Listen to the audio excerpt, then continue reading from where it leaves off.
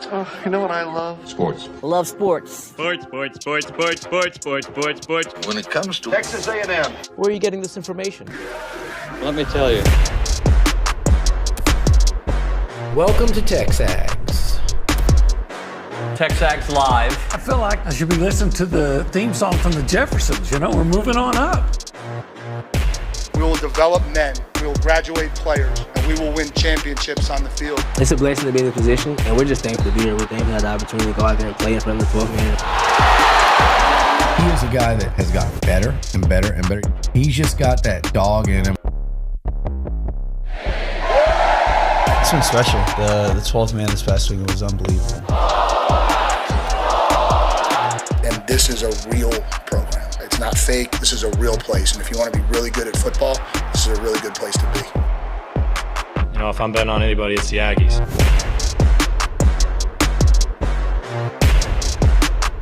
Hello, buddy. What is going on, David? How are you this morning? I'm good. Yeah? Yeah. You ready for a little spring football this weekend?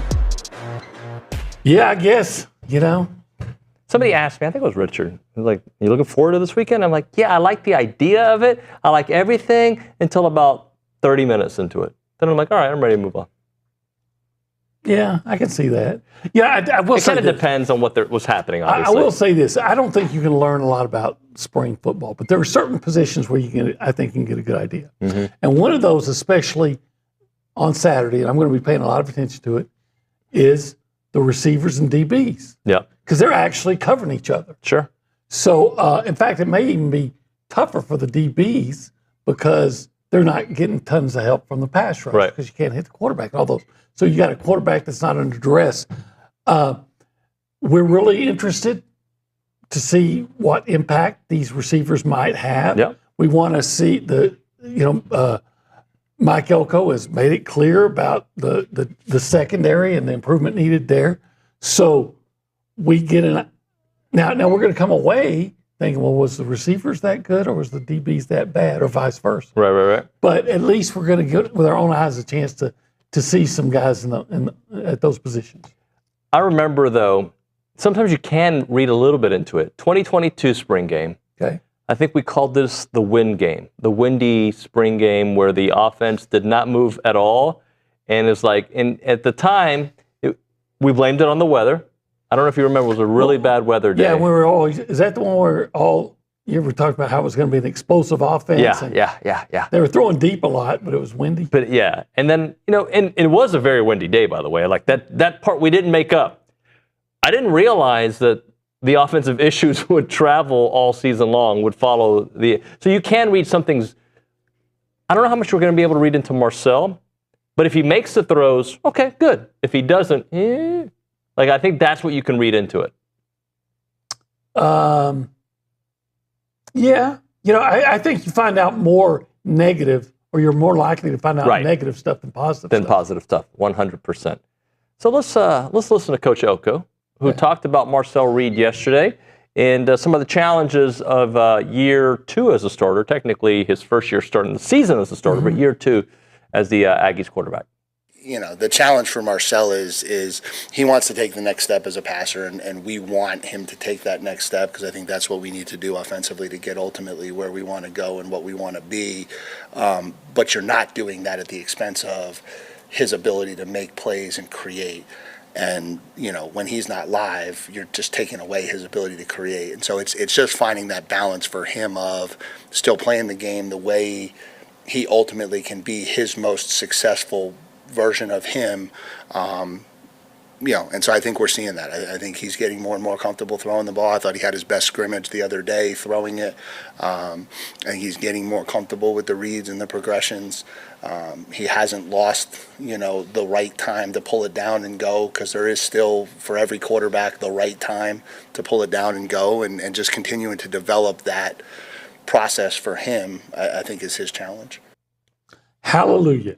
All the things that he just said, I love, because I've seen, especially in the NFL, they take a quarterback and say, all right, now you got to fit this certain image we have of what a quarterback is. McGee and I always used to argue about this.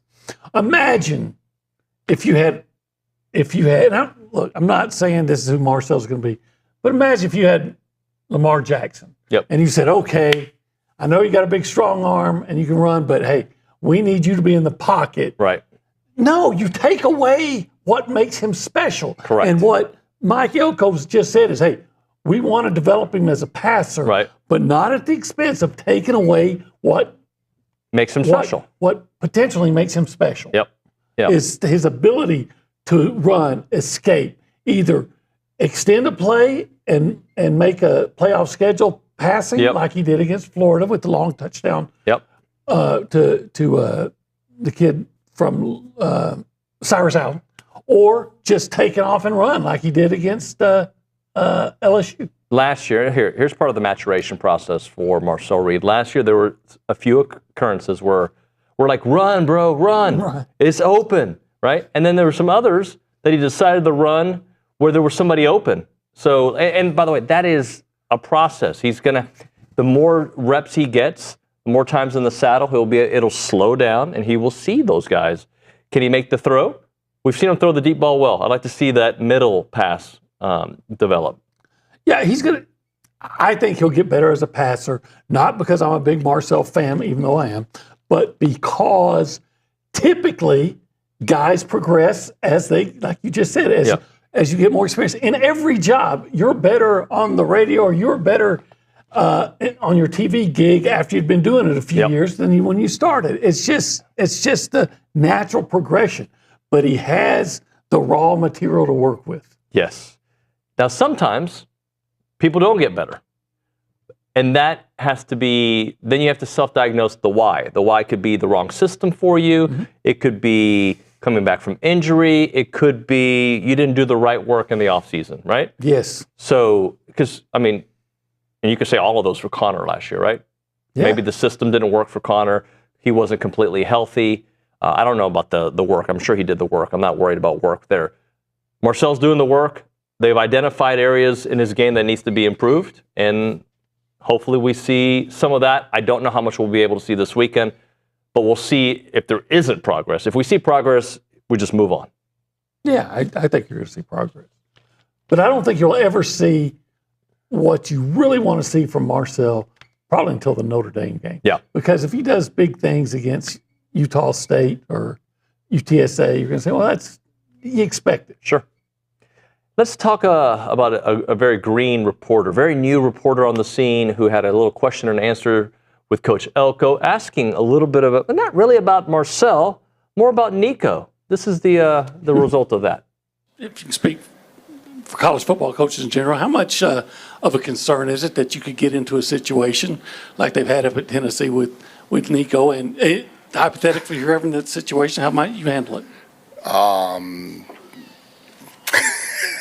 I'm going to keep you should ask Marcel if I had any words on how I might handle a similar situation in recent times with him, because I'll probably just keep that between him and I.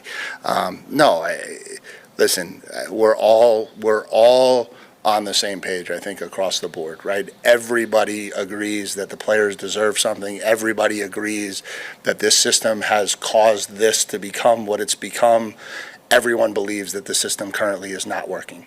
And it's not good for anybody. I think I heard somebody, I think maybe it was Kirby, say that like the long-term ramifications of this, when we look back at this period of what the development of young people looks like 10 years from now, I think we're going to be really embarrassed with what that actually looks like. But again, it is what it is, and so nobody really cares what we think. What's your takeaway?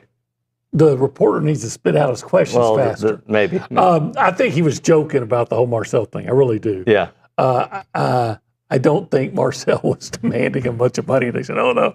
I mean, I'm sure he demanded some, but I don't think he was outlandish. I don't know, demand. I think he requested. He requested. They negotiated, of course. Because Like, I guarantee you Marcel could have got $1 million on the open market, $1 million plus. I don't know if Elko likes me. He probably doesn't.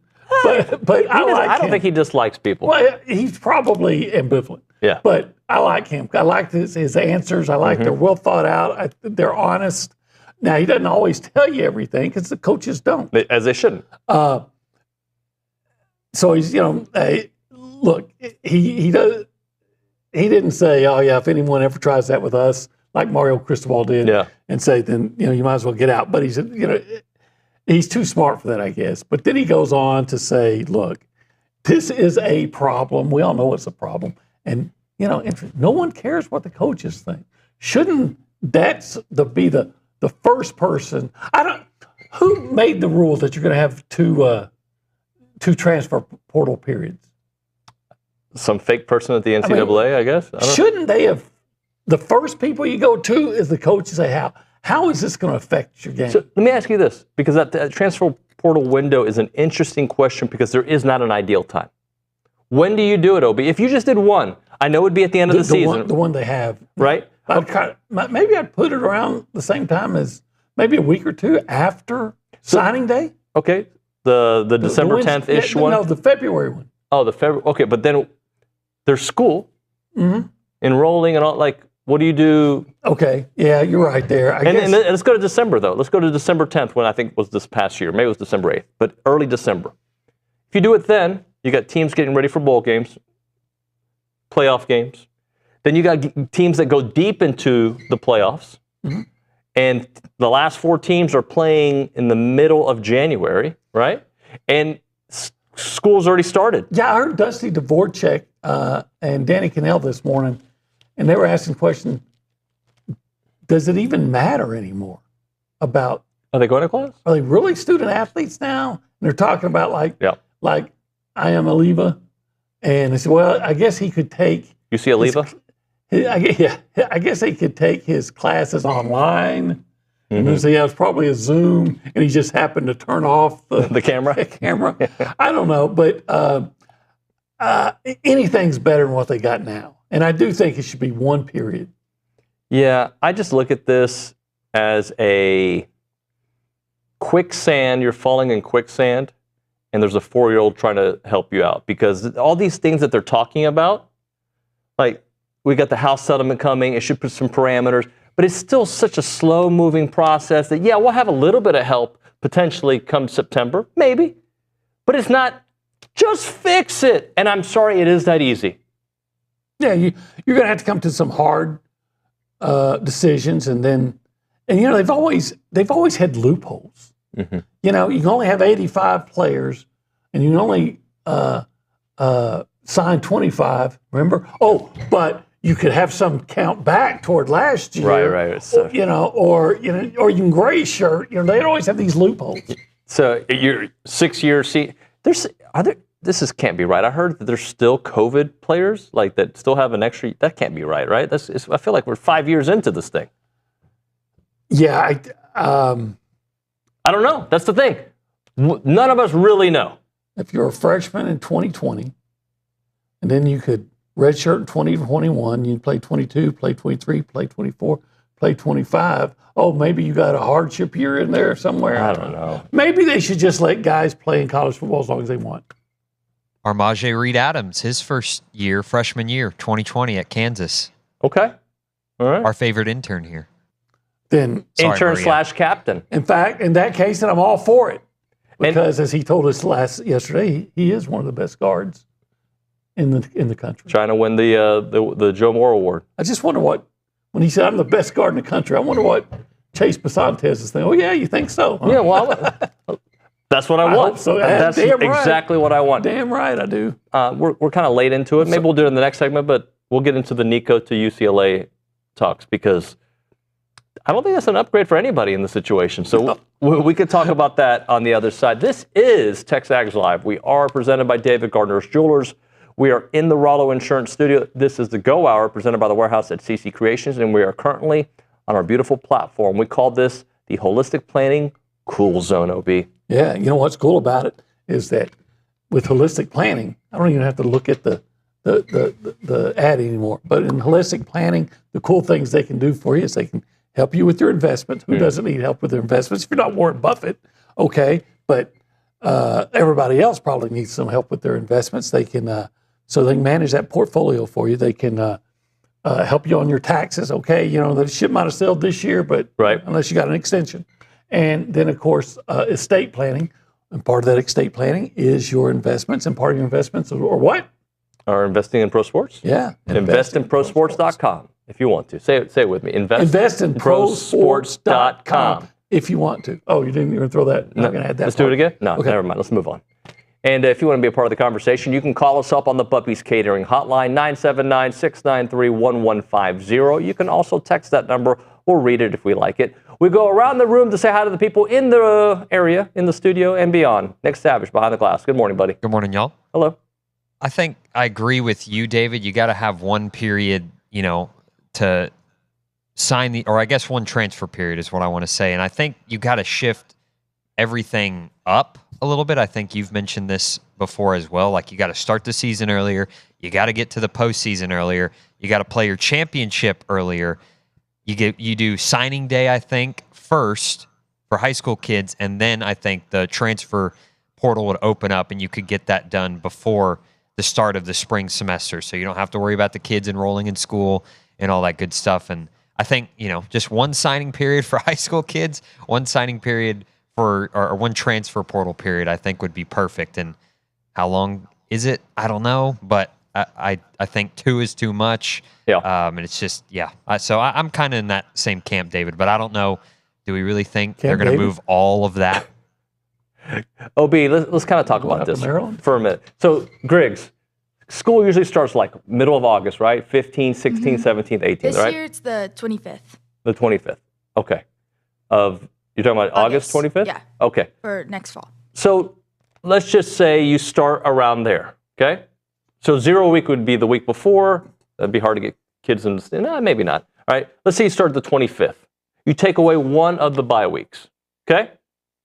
Have the season freaking done by January 10th. I like the way it used to be, where you'd know a national champion on the 1st of January, but boom, get your little transfer portal window then. Everybody's happy. Done. I figured it out. College football, hire me. It's over. Okay. I think they ought to have the early signing period for high school guys in August. So entering their senior year, August is when they decide. Yeah, I mean, you do most of your scouting on those guys when they're juniors anyway. But I'm saying transfer portal window, if you shifted the season, if everybody started a week or two early, then I think you don't finish a week or two later. Let's see. I think you like it. I don't know that I have any major issues. I'd say a week earlier, and then maybe you don't have to have. Why do you always have to have so much time between games, between playoff games? Yeah. Huh. Hey, you know what? That your idea is better than what they have now. Thank you very much. And remember, I also had the idea of doing your bowl games to start off the season. That's a horrible idea. That's the best idea ever. Make them important. All you're doing is saying that these are neutral site games. Neutral site games. Yeah, but you have to qualify. You already for have it. that. You got to qualify for it. How do you qualify for it? Just like a bowl game. All right, you're getting invited to this one. You're getting invited to that one, and now you're going to take on Notre Dame in the Peach Bowl. It's August the 17th, Labor Day weekend. But that's not qualifying. That's an invitation. Invitation qualified. We'll do both. But you could not get the invitation for a bowl game, theoretically, unless you've had at least an average season, and because you got to win 6 games. Yep. What if you're extending your invitation to your bowl game for a team that's going to win 3 games? Well, right now we have teams playing without any players. Yeah, and I've already told you how you fix that. Get rid of the bowl game? No, you pay. Pay the players. Pay the players. Let's just keep paying the them. payout. Let's just keep paying them. I have no problem with players getting paid. What I have a problem with is, demanding. You are getting paid, and then you're not a good player, and you're trying to hijack your team.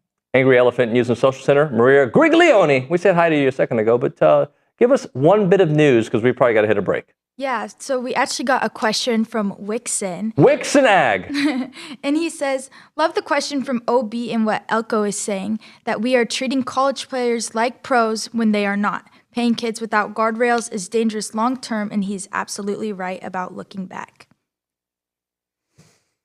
They are pros now. Yeah. And so they should be subject to the same kind of scrutiny and criticism that comes with being a pro. So what do you think about long-term ramifications comment? I wonder what he means. What long-term ramifications? I mean, look, child stars become drug addicts. I understand that. right? Yes, but like there's also tennis players that are pro at 14. There are soccer players that sign it as teenagers as well. It's all going to come back to, in my opinion, at the end of the day, who your circle is, right? Who your mentor, who your dad, your mom, whoever is, and you got a lot of money with that, I think you'll be fine. You don't have a lot of money with that, and you have a bad circle, bad things can happen too. Yeah, you know what's going to happen is somebody's going to make a lot of money, and by the time they're 30, it's going to be gone, and they don't have maybe a degree to fall back on. But you know what? That's on you, the individual. Because let's stop removing accountability from people. Okay, we can do that. So if you're going to take this money now and make demands, and if it doesn't end up in an NFL career, and you don't have a college degree, and then you screwed around and blew your money, like people that win the lottery typically do, and then you're 30 and you don't have a degree and you waste all your money. Sorry, tough luck. You are accountable for what you do. Maybe that's the one thing they should do is to get this money, you have to take a class that teaches you financial literacy. Dave Ramsey. Obi, I'm going to just say a couple things. You react to what I say. Okay. Prime meats. Oh, baby. Time-honored techniques. Okay, I'm all about them. They create barbecue worthy of the Troubadour Festival and Texas monthly recognition. Okay. Oh, yeah. At the end of the day, you have to guess what I'm talking about. You're not there yet. Oh, yeah. The entire family pitches in. Mm-hmm. Mm-hmm. Well, I don't know about that. Friendly greeting. The last bite of hand-made dessert. Oh, yeah. Yeah. Pit masters. Brandon and Brad. Okay. The Belinda, best. Homemade sides. It's like the Glenda. Oh, okay. We got Brandon, Brad, Belinda, and Glenda. And Southern Living, Texas Magazine, Texas Bucket List, all those. All those. All that and more. Yeah. Okay, what did I just tell you about? I'd like a bucket list of 1775 barbecue. Put your face in the bucket. Do it. I just put it around like a feed bag. Yeah. Just put some of that succulent brisket in there. I might have some trouble with the ribs, but maybe pull it off the bone. It's still tender. But if the buckets are, what would it look like? It look like a bucket. No, I want you to do the act. I want it to look like a big Home Depot 5-pound bucket or 5-gallon bucket. Just fill it up with that. And show me the eating process. What would it look like? Oh, it would look like it would look like a carnivore going to town. I would just put that bucket on. Maybe I'd turn the bucket upside down and I'd eat it like this. Okay. I think on that one, I'm going to just say 1775txbbq.com. That's it.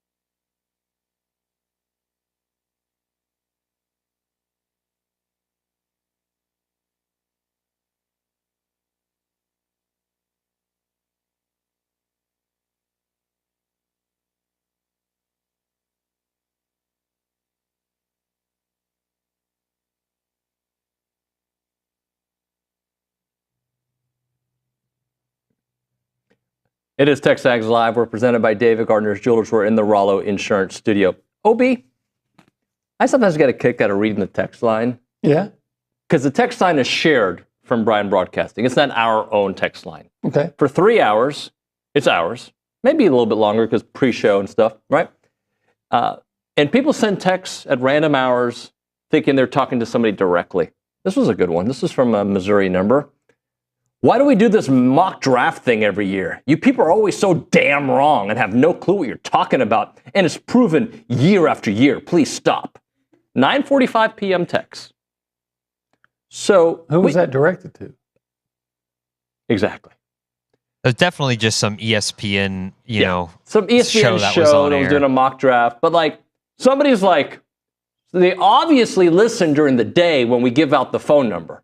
And they're like, that's the number directly to ESPN. It's a College Station number, Brian College Station. I'm going to text that 979 number and tell that host who's probably in College Station or Connecticut what I think about his mock draft that he does every year that's always so damn wrong.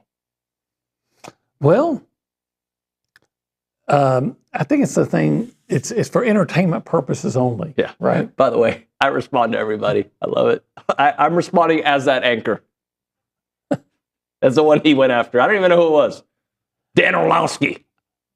I like this. I like the mock drafts, and typically they're not right. Sometimes they get a certain amount of them right.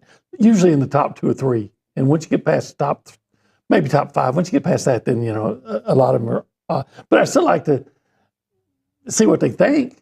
You know what a concept. 32 different general managers who have the ability to negotiate and trade and move around, not getting it exactly 100% right a year before a draft, 6 months before a draft, 3 weeks before a draft. But by the way, a gentleman we're going to have on the show today, he's a personal friend of mine, Lance Zierlein, NFL.com. Okay. I'm not saying he's 100% right, but he's often right. He was the one who told us, I believe, like 2 weeks before the draft that Kenyon Green was going to be drafted by the Texans. So people are like, no way. And he was correct on that one. So he's pretty accurate. He'll be on with us. Is Kenyon Green with the Eagles now? Yeah. The things that just make me. Or is it? Yeah, it's the Eagles. Yeah. Or is it? Yeah, it's the Eagles, right? Yeah, he's with the Eagles. Yeah. I hope Mr. Zierlein can provide some information that would make me feel optimistic, but he probably can't. By the way, Griggs at the Angry Elephant News and Social Center, she's doing some kind of what were you doing? Were you like stretching? No, I was trying Yoga? to put I was trying to put this like in my shirt, like behind my ear. I was going to have you read Madden in Houston because there is this. So I got it. Madden is just read it. He says, I've listened to the show later in the day multiple times and I almost text in. So yes, there is that. I don't want you to not text during non-text. I'm just saying when you think you're talking to somebody from ESPN on the 979, things may happen. Okay. It's fun. I'm going to act like I'm Chris Berman tomorrow.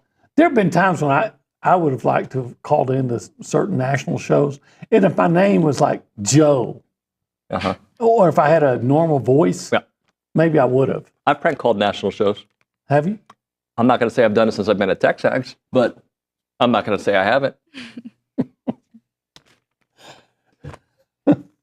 Actually, I have.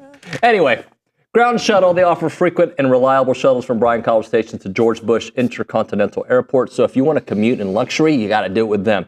They're going to take you from the BCS area to George Bush. They're going to do everything for you. All you have to do is sit in the car or the shuttle and enjoy it. When you get there, you don't have to worry about parking. They'll take care of that. And you know how expensive it can be to park there at George Bush. So let Ground Shuttle take care of you. They also have charter service. You can book any vehicle in their fleet to accommodate your group size and needs anywhere in Texas. They got you. Camilo's great, and he tells us they don't book anything that they cannot guarantee. Reach out to them at groundshuttle.com. That is groundshuttle.com.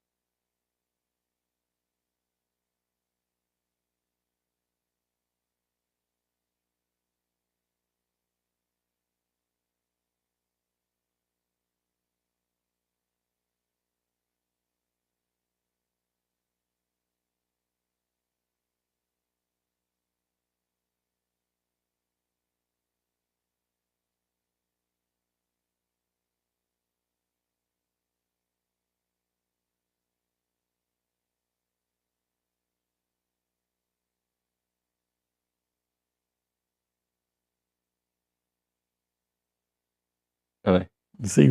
Well, I lied. I went to 1. I went to Whiskey Myers. Whiskey Myers is great. Hey, we're on the air, by the way. Yeah, they came on air? No, we're on the air.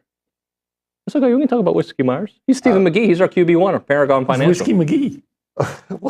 Hey, any chance you dye some eggs this weekend? It's an inside joke. I was complaining about, look, as if I have any other reasons to feel inadequate. David's always working out, jacked, and so wears t-shirt or wears shirts 2 sizes too small.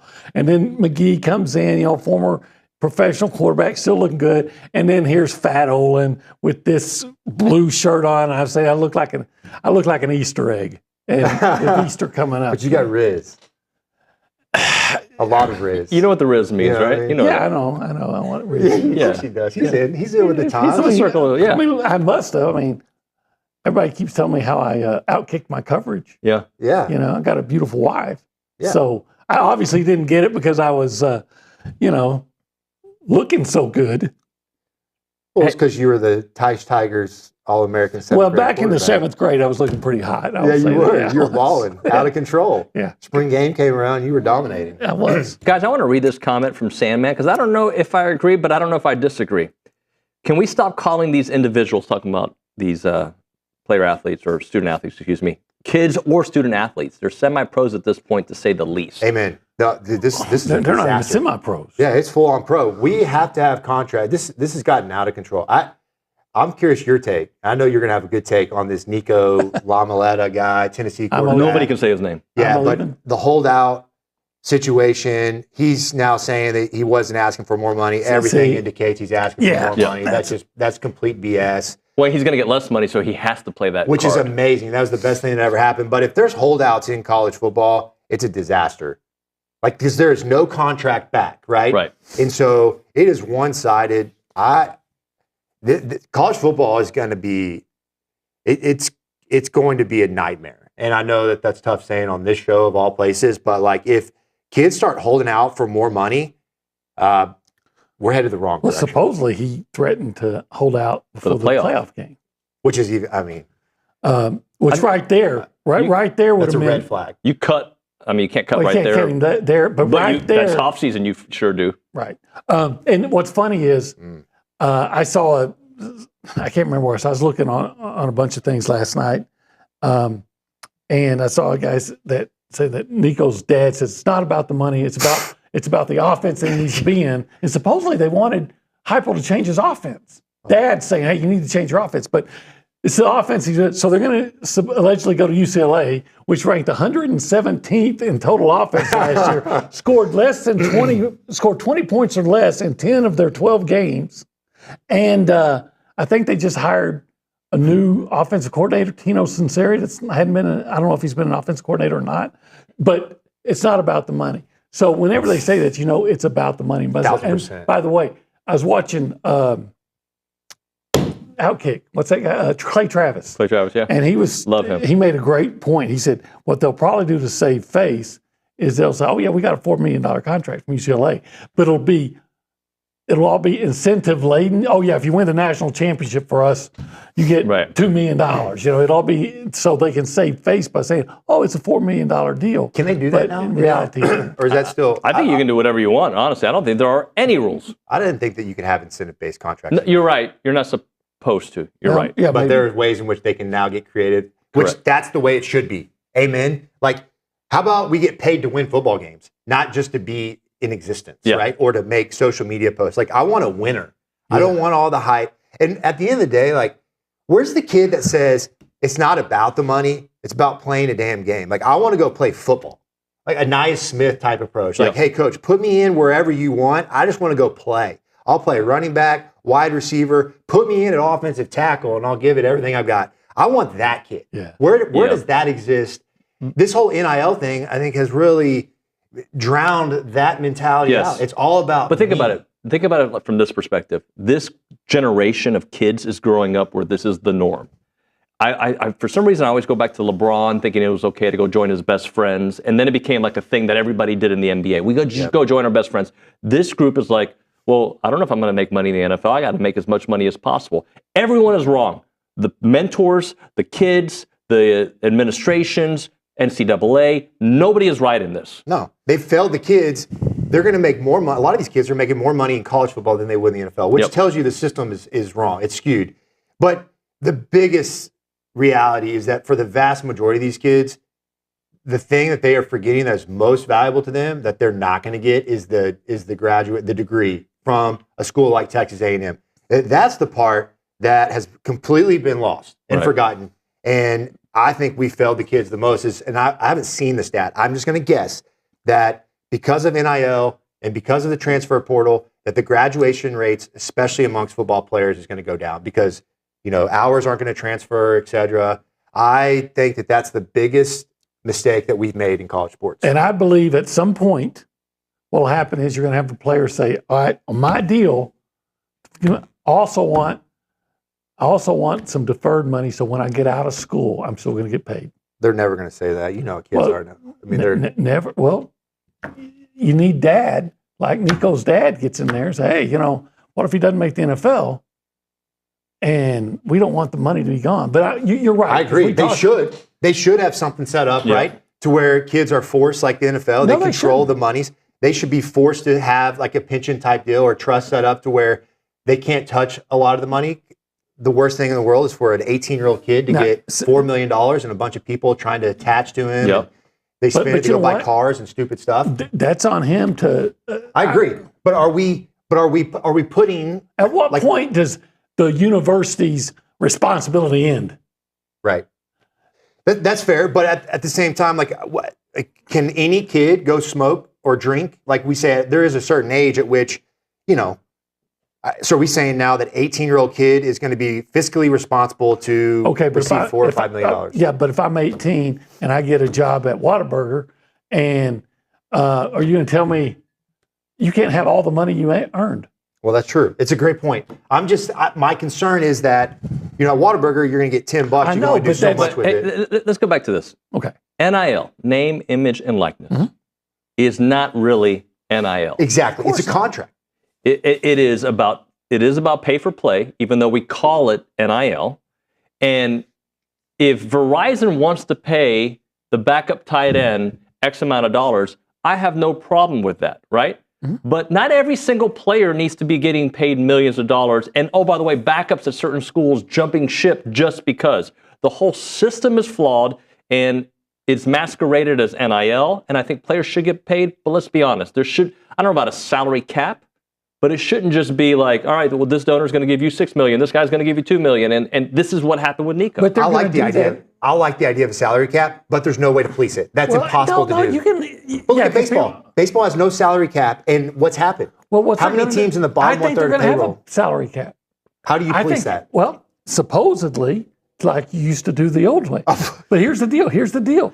The universities can say, hey, we only got $22 million to spend. Like that's what they're going to. Okay, that's the cap, right? And that's for everybody. That's not just football players. But then NIL is going to come into play, and if they try to say, because we had the lawyer on last week, if they try to say the university or NCAA says, well, no, you can't make. This is what you can make, and say, the hell I can't, because if, like you just said, Verizon wants to pay Marcel Reed. Yep. You can't tell him no. So if Joe Smith, the biggest A&M donor, says, hey, I want this tight end, I can pay him what I want to pay him off or under the radar. You can't police that now. They can do that. We can go pay guys. So salary cap's not going to work. But salary caps clearly lead to winners. Look at Major League Baseball. Yep. The top 1/3 of payroll are the teams that are winning every year. The bottom 1/3, how many championships have they won in Major League Baseball? One in the last 25 plus years. So when I worked at a previous stop, in my contract, it said I could not go make dollars elsewhere. Okay? All my work had to be through that organization. I was not allowed to. So if like somebody wanted to pay me freelance dollars, I could not go do it. I had to work for this one entity. If I had to follow those rules, why couldn't college athletes have to follow those How are rules? you going to police it? How do you say that they did or didn't do? They're not making a visible appearance on camera. Right. They're literally getting an envelope under the table from some booster to come here. So back like they're not going to report it on a tax return, and they're not going to give up their tax return to say, hey, I did or didn't make this money. Yeah, I agree. I just find it hard to believe after the Supreme Court ruling that you're ever going to be able to tell a guy you can't make money on your own through name, image, likeness. They're not. That's the point. They're not going to be. You're not going to be able to change. So the the way it was supposed to be is you're going to get your scholarship and all that comes with it, and maybe there's a stipend on that, and that's what the university's going to pay. Yep. And if you are able to get money on your name, image, and likeness, they can't stop you. And that was supposed to be outside, but of course it's all run together. And look, I have no problem with guys making a lot of money, but I also have no problem with the university saying you're not worth this, and if you're going to pull these underhanded moves, then we're get the hell cut you. out. Yeah, we're going to fire you. We should have the ability to do that as well. Yes. All right, let's hit a break here. We'll come back, a little buy, sell, lease golf edition based on what happened on Sunday. Right now, let's talk bird dog, where hunters and landowners thrive. If you're looking for a premium hunting situation, let them take care of you, because Bird Dog wants to make sure that you maximize your potential on your land or maximize your fun outdoors when you go hunting. They're an Aggie-owned company with passionate thoughts on connecting hunters with exceptional experiences and helping landowners optimize their property value. Think of them as an Airbnb for the hunting community on both sides, right? For the people who own the land and also for the hunters. They can help you find your hunting opportunities across their network of 60-plus partner ranches. And landowners, they're expanding their services to help you find profitability through increased revenue on their booking platform and, of course, consulting that is delivering $100 to $500 of additional revenue per acre of land. The website is birddogit.com. That is birddogit.com. Do me a favor and check them out.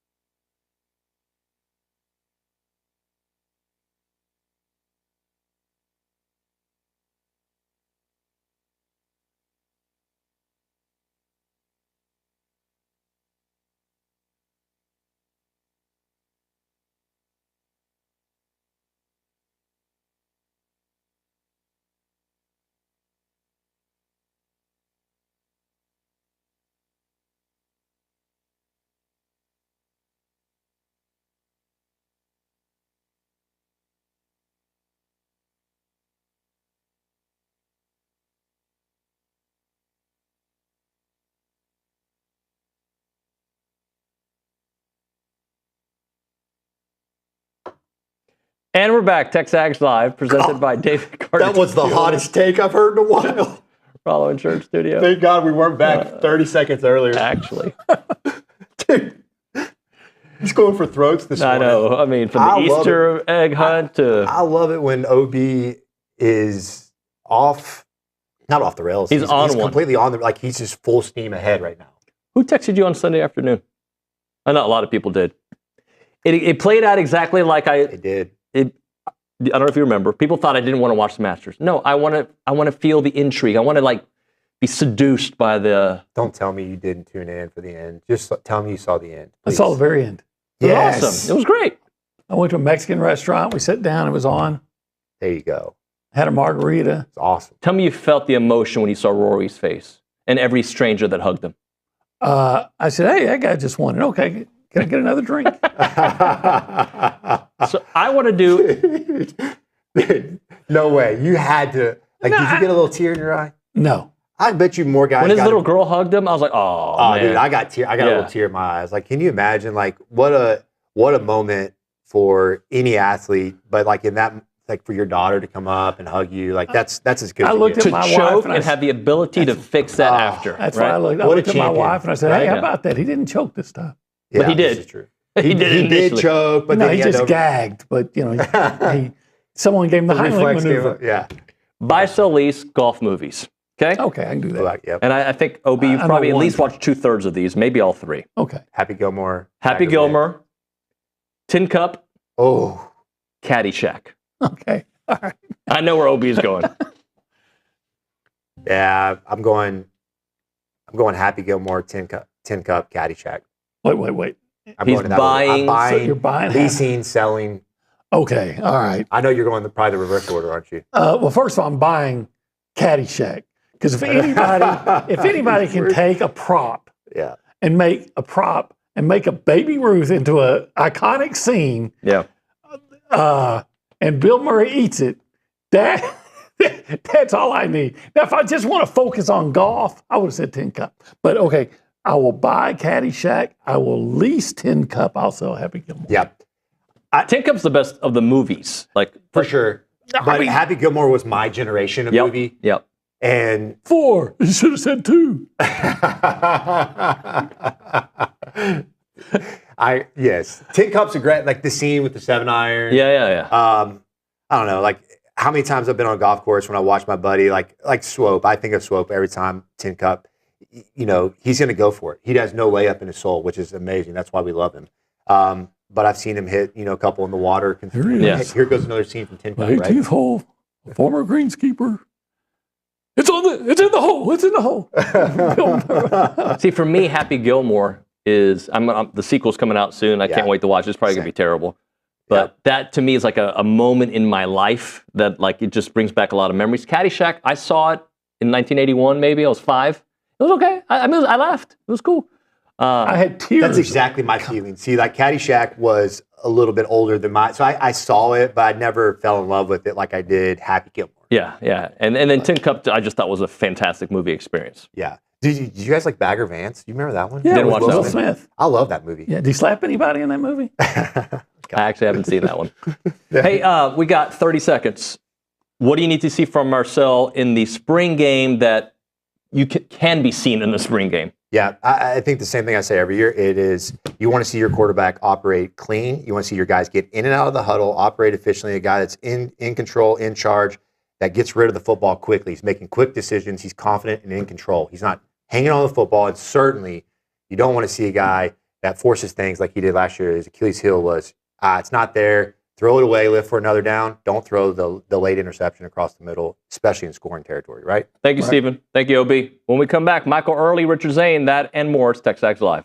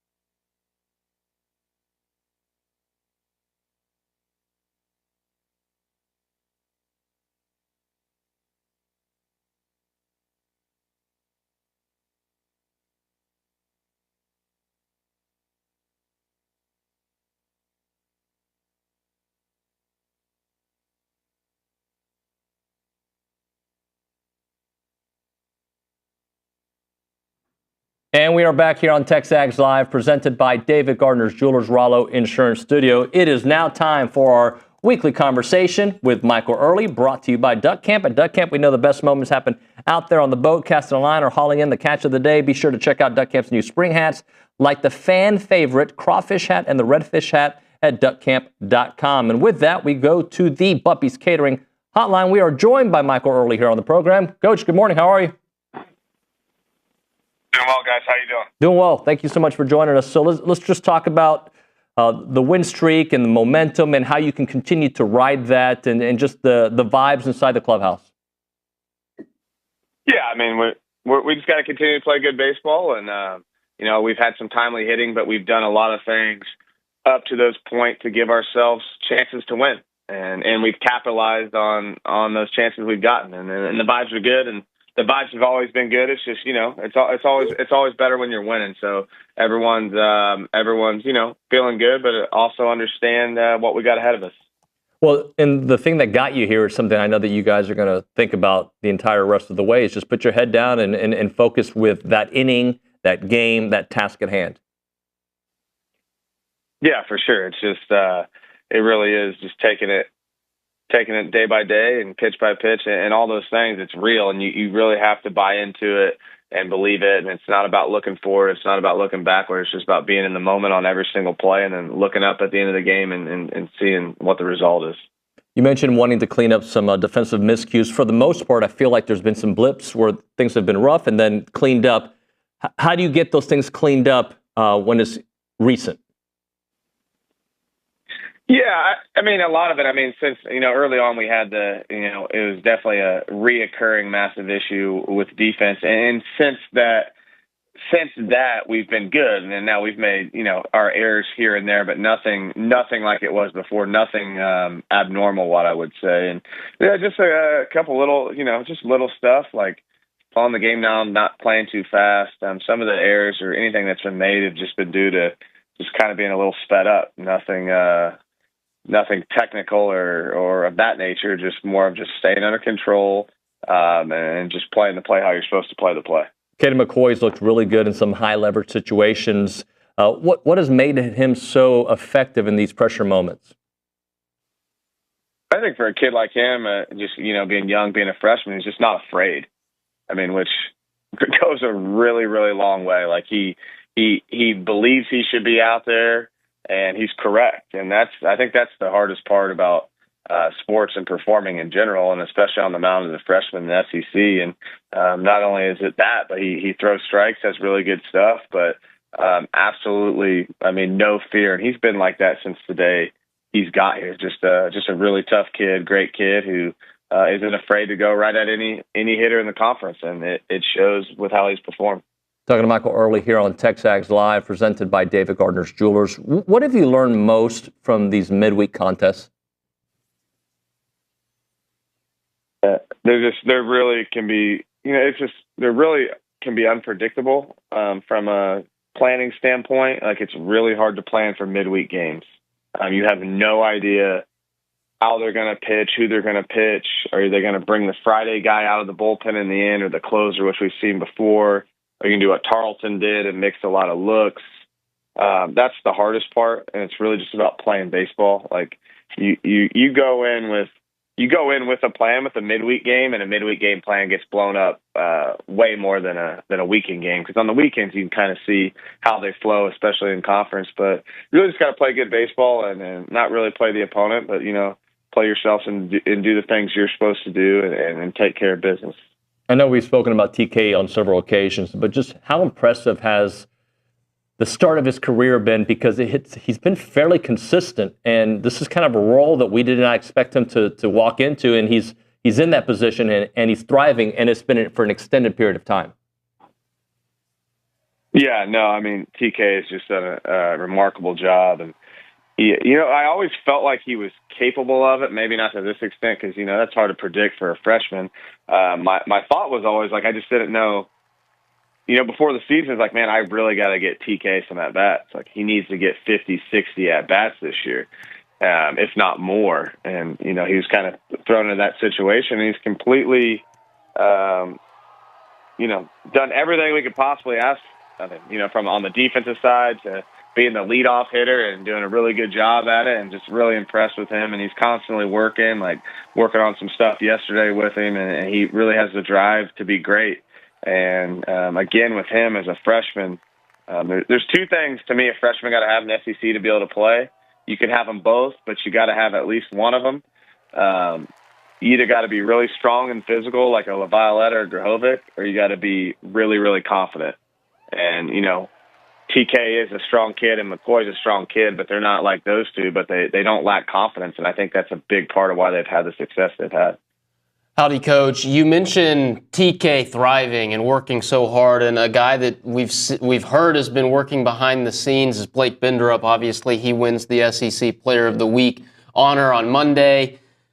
We don't see behind the scenes. What has he been doing on the day-to-day? What mechanical adjustments have you suggested to him and implemented with him? And just how good was it to see him finally have success and be recognized for his hard work, given the way his season had started?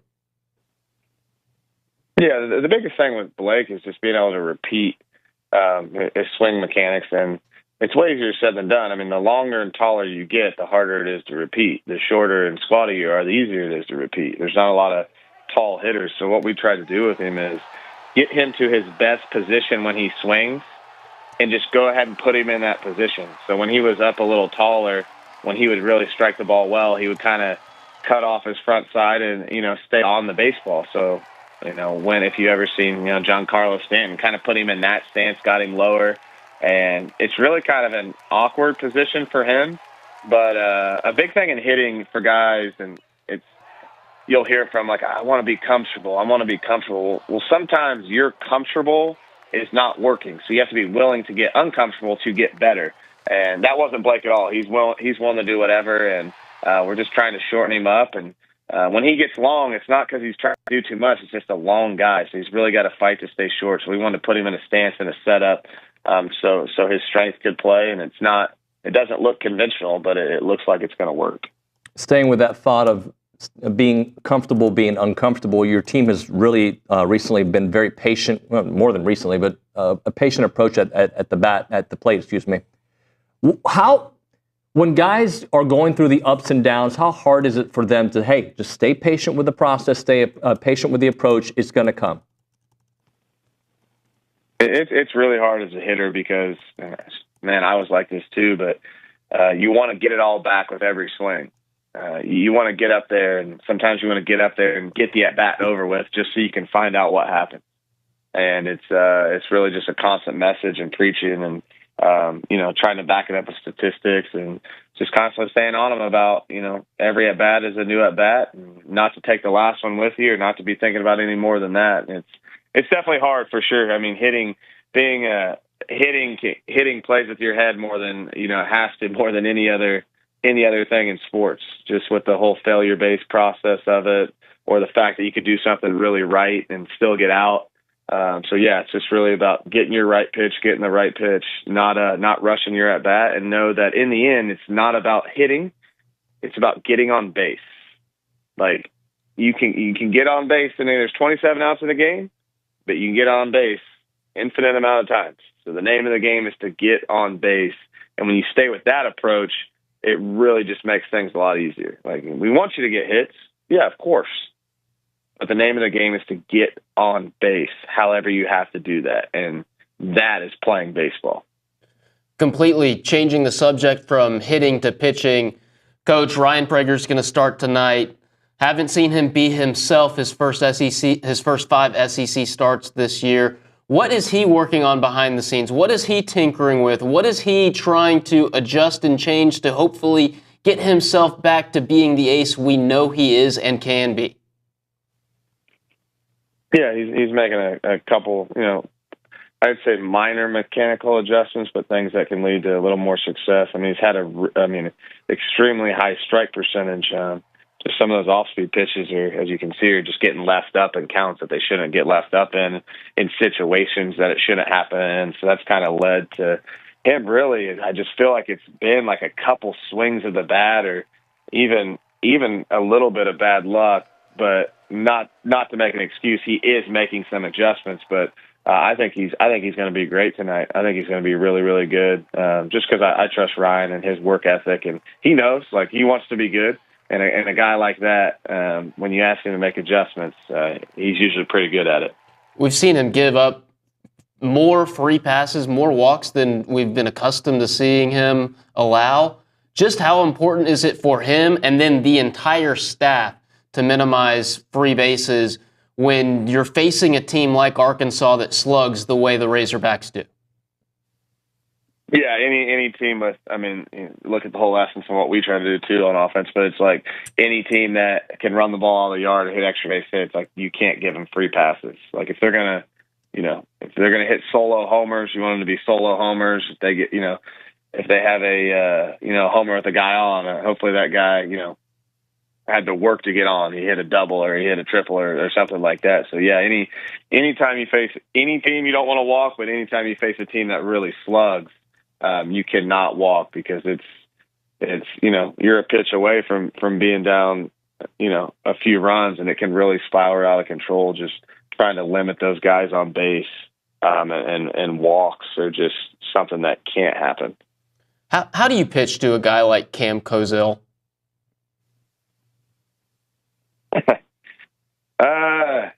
I don't know how. Me personally, but no, he's really good, man. He's really good, and I think it's just as you as a pitcher, you got to really you have a plan against the guy. Obviously, we know things about him and ways to attack him.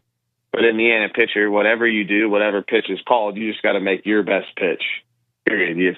If you call a slider, it's not like I got to throw the slider to get him out. No, just throw your best slider, or throw your best fastball, or throw your best changeup, and not getting too caught up in it. Yeah, you want to plan around and look at whatever weaknesses there may be if you can find some and pitch to that. But it's really just about executing your pitch to your location and nothing else more than that. Coach Earley, as a parent, as a talk show host, I look at the schedule and I'm like, Thursday, I got to kind of rearrange my mind, my thinking, my process for a team. Like, I know you guys are very process driven. How does it kind of change? Does it change anything? Does it feel different? Obviously you have to shift days back, but like, how does that work in preparation, mentally, everything? Yeah, you just got a little shorter time. I mean, it's, when you have, like we've had the back-to-back Thursdays, it's not as bad, but when you travel after a midweek game, that changes a couple of things. Like we had, we're getting Gavin Cash and live at bats before we got on the plane. So yeah, it changes things a little bit, but not too much. Not too much. I mean, it's just you got a little less time to scout. You got to stay up a little later, do a little bit more scouting the day of the game, as opposed to when you're playing a Friday, you'd be done on Thursday and just kind of finishing some things up. So nothing too crazy. You make some adjustments with some arms or some catch play, but other than that, I mean, it's not that massive of a change. Coach, you mentioned Gavin Cash. We saw him pinch hit on Tuesday. Where is he at? What is his availability going to look like this weekend? And then the other housekeeping question is Caden Sorrell and his availability to finally return to playing the outfield. Yeah, I think there's a chance you can. You'll see them both play, but I think there's a chance you could see them both in the field this weekend, possibly at the same time. So just depending on how, Gavin's a senior, he really wants to play. He's been working really, really hard to get back, and I think he's pretty close. But right now, he's going to be in that pinch hit type of role. Sorrell will be the DH, but every day we're evaluating how they feel. So, it wouldn't surprise me if we possibly saw them in some capacity in the field, at least for a game this weekend. But we'll see how that goes. Just every day is a constant evaluation on those guys, just because we want to make sure we keep them healthy, because they're, with Sorrell playing right now, his value is can't be overstated. Coach Earley, I know every road trip in the SEC is a difficult one. You guys navigated through Tennessee and now Arkansas, another tough one. Just talk about the challenges of playing there. Yeah, I mean, it's a rowdy environment. I mean, it's everything you think it is, and if you don't love that, I can't help you, because like there's nothing better than 14,000 people feeling like they're against you. Like how could you not love that? And a lot of times the best sound you hear in an opposing team stadium is when it gets quiet. That's what you're playing for. You're playing to make it quiet. And I love it. I mean, obviously love playing at home. But I love just feeling that many people against you. And then all you got is those people in the dugout with you. And then, there's baseball too, right? You got to execute, you got to do those things. But if you can find some joy in that and love that and just really be into it and not make it bigger than it is and kind of be like, oh man, this is pretty cool. Like every single person in this stadium wants us to lose. And there's a lot of them. If you can just stick together and play like that, I mean, I think it can be a really cool thing. That is Michael Earley here on TexAgs Live. Coach Earley, we appreciate your time. Good luck this weekend. Thanks, guys. See ya. Michael Earley here on TexAgs. All right, Richard, just sum up. This is just part of the journey, but is a big part of the journey considering what's ahead. Take care of Thursday night. Yeah, like A&M's been saying the last couple games that they've won, it's still just one game at a time. That mentality's got to remain. Arkansas is a team that's 24-1 inside Baum-Walker Stadium. That's a daunting task when you think about a 3-game set in Fayetteville. But they can't look further. They can't look beyond tonight. They can't look at Friday. They can't look at Saturday, and they certainly can't be looking at next weekend in Austin. So, got to take care of business tonight on Thursday. Ryan Prager has not been good his last 5 starts against the league, but that just means that he's due. And I've got the utmost confidence that if anyone's capable of bouncing back, it's that guy with all the experience he has. So if you got Ryan Prager going in game 1 in a series, I still feel confident that A&M has at least a shot. And I think every time he takes the mound, A&M's got a very good shot, especially with the way this offense is rolling. Regardless of the result, and obviously we want a positive result, but if we get a great outing from Prager, I think that will speak a lot towards the rest of the season. Sure. I mean, you talk rest of the season. If you get a great outing from Ryan Prager, that speaks volumes for the rest of the weekend, right? Because your biggest bullpen arm has been Weston Moss, and you've needed him for 3+ innings on each of the last couple of game 1s, right? So imagine you get 7 or 8 innings of vintage Ryan Prager tonight, and you only have to use a guy, maybe you're up 5 runs, and you don't have to use Weston Moss tonight. Yep. Think about what that does for the guys chasing Lampkin and Patton later on in the weekend. That would be massive for A&M. Yeah, it would be. But the guy that they have starting is pretty darn good too. So it'd be nice to get to their bullpen early. Their numbers aren't exactly they're not impressive. I called them unremarkable in my series preview. That probably wasn't a great word choice. Because if you look at what Arkansas did to Georgia this weekend, the bullpen alone in that pitcher's ballpark in Athens, 16 innings pitched, 2.25 ERA. That's 4 earned runs in 16 innings, a whip below 0.7, and a batting average against of 161. That's against one of the nation's top offenses in Georgia. And Georgia took 2 out of 3, and it wasn't because of the bullpen. So you've got to attack the rotation. Dave Van Horn's changing things up this weekend as I believe it's Hood returns to the rotation. He'll pitch on Friday. So it'll be interesting. A&M's going to have to find a way to keep the good vibes rolling offensively. But of course, that's easier said than done any SEC weekend. Thank you, Richard. Appreciate you. Twin Liquors, they have some good stuff going on right now. They're introducing the Double Up BOGO wine sale at Twin Liquors. Buy 1 bottle of wine and get an identical bottle for $2. It's an amazing sale. In-store only on select wines. You can shop now through the end of the month, and it ends on April the 30th.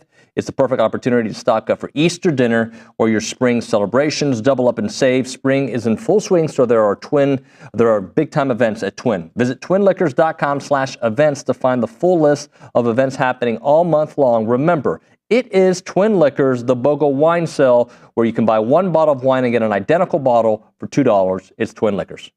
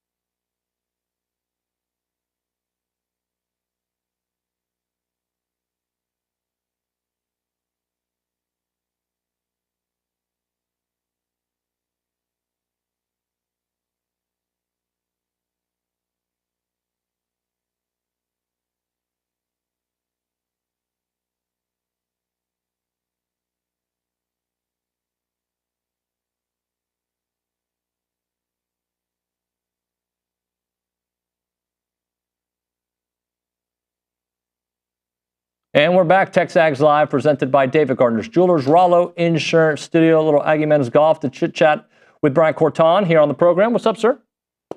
Just another day in the office, I guess. Another day. The Aggie Invitational, successful weekend. Talk to me about your thoughts afterwards. Man, it was great. The guys just really did a good job. I mean, first and foremost, it's always fun playing at home. Yeah. And it offers different challenges. We've had some guys that have been in that arena before, so they were a little more comfortable doing it than maybe a few others. But Traditions was great. Golf course was, man, it was a good test. The wind was blowing and it was playing firm and fast. So, and that's what the guys want. That's what they know they need to play in those conditions, because that's what we'll see this week going to SECs. That's what you'll see, when we get to California. Everybody thinks San Diego, but they firm it up and make it a challenging golf course too. So for them to handle that really well and come out on top and really go head to head with, one of the, for the last 10 years, you talk about one of the elite programs in the country, that's Oklahoma. So to go head to head with those guys and, there's some other nice, really solid teams in the field as well. But held their head high and did what they showed up to do, and that was great. So P was recently named the SEC Co-Golfer of the Week, 6 top 10 finishes in the last 7 outings. He's on one. Yeah, when P sticks to it, I mean, and we talk a lot about keeping the main thing with him, and when he does that, his golf is just he can be really consistent. The thing that's so impressive about what he does is there's nothing there that would just knock your socks off. Just other than the fact that there's nothing wrong with anything he does. It's so solid from the ground up. So when his headspace is good and he's focused on moving forward, he's really good. He was the only player to finish under par for all 3 rounds. It was a tough course. I read a little bit about it. I think maybe Thomas, our SID, put a little thing out about it. But there was only like 20 under par rounds the whole week, and he had 3 of them. So, and he did them back to back to back and got better each round. So, it was stout the way he played. It was very, very, very good. So 3rd tournament title this season. What's been consistent in those? The consistency in those has been just we've had every guy that's really done a good job for us. Like the strength of our squad is having 5 guys with a chance to shoot a good score. And we've had some other low scorers. I mean, Michael's thrown a few in there. Wheaton's thrown a few in there. Aaron's been remarkably consistent. And then the fifth guy's been kind of moving in and out, a few different guys. But those 4 guys have really carried the load. And again, P's kind of been pulling the truck. So when he's in the front of the bus doing what he does, it makes the other guys just relax a little bit. I think they play better too. One of the things you said was they brought the fire every single day. And at this point of the season, that's what you have to have. Yeah, but the season, it's a long one. I mean, obviously for us, it's as long a season as you can have. I mean, we start in August and go to, darn near June. So, they've got you ride some ebb and flows of it, and the energy kind of sometimes is all the way there, and sometimes you're searching for it. But no, they did a really good job. I told them when, before the tournament, I was like, man, I hate giving that trophy out. I mean, I don't want to give that to somebody else. I want to give it to them. So for them to, kind of take hold of that and overused, but, defend your home course is something that you only get to do once. And this year they did it. So that's awesome. Let's talk about a couple of guys you mentioned a moment ago, Michael and Vishnu, just their leadership, the way they've been playing. Well, Michael's been great. He's kind of the mature leader of the group. Vish is solid. Whether he's been in the lineup or not in the lineup, incredibly supportive, and he's obviously played some great rounds for us. And then over his career has been fantastic. And the freshman Wheaton Ennis has been, I think he's ranked down. Rankings there with there, but he's like an 80th ranked player in the country coming as a freshman, and he's not remotely satisfied with the way he's played. So it kind of speaks to the kind of individual he is and how competitive he is. And Aaron Pounds is probably 3 shots better than he was last year. Wow. 2.5, 3 shots overall. And this spring he's been fantastic. So those guys have been really good for us.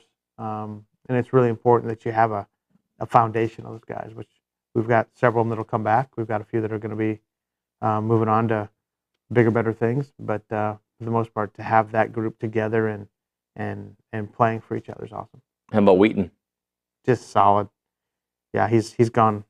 Like I said, he's about 80th in the country, and he's a workhorse. Yeah. He's inquisitive mind, questions. He asks more questions than I've ever had anybody ask, and he's only been here a little bit. So he's fun to be around for sure, and he's played some really good golf for us. With as busy as you were, how much attention were you able to pay to the Masters? I tried not to look at my phone for our scores. I know that sounds odd, but I didn't. I didn't turn clipped on once when I was on the golf course. I would ask fast a little bit what was going on.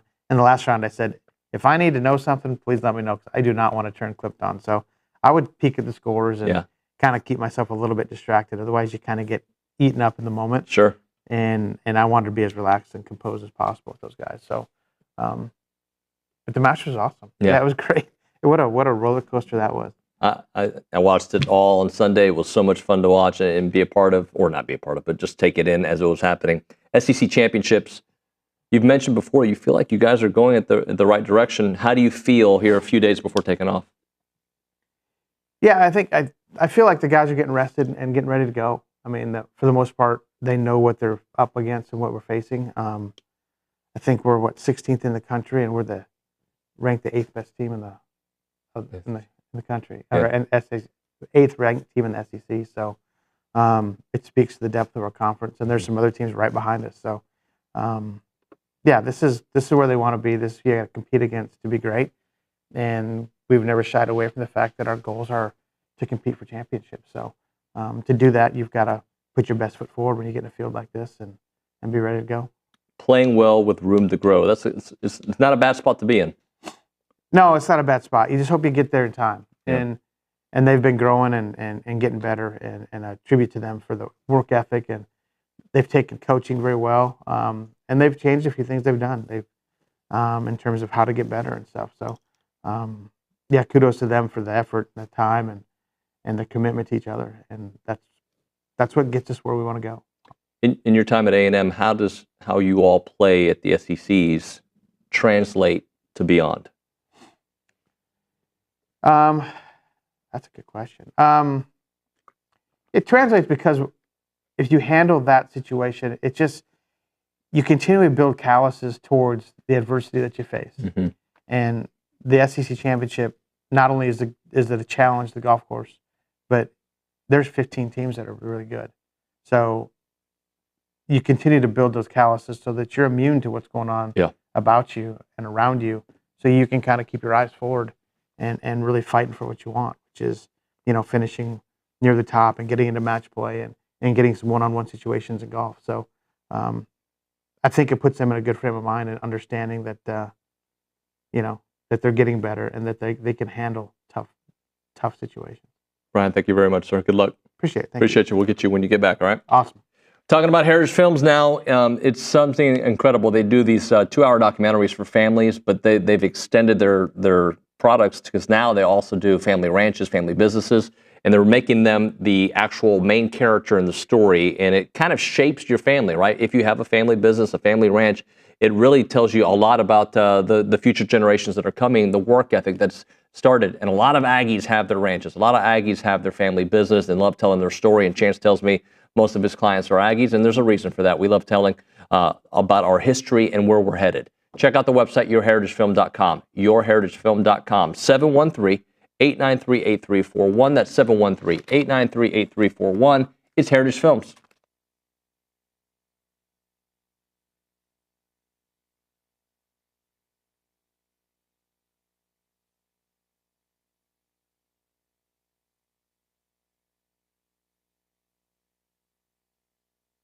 What's up, TexAgs? This commercial break is brought to you by my good friends over at Aggieland Chevrolet, the official automotive sponsor of TexAgs.com and me, Billy Lucci. Greg Gunn is the proud owner of Aggieland Chevrolet and invites you to visit the dealership to experience true Aggie hospitality. From their friendly staff to the experienced service team, Aggieland Chevrolet is TexAgs approved. Check out the dealership off of Highway 6 in Bryan or go to AggielandChevrolet.com and tell them Billy Lucci sent you by.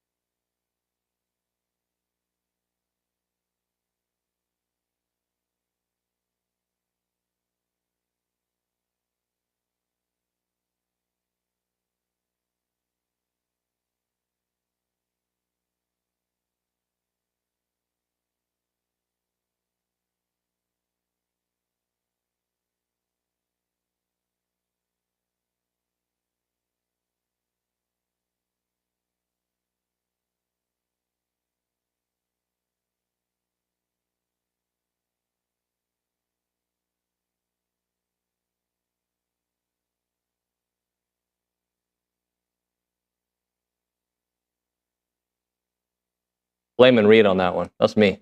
TexAgs Live, presented by David Gardner's Jewelers, Rollo Insurance Studio.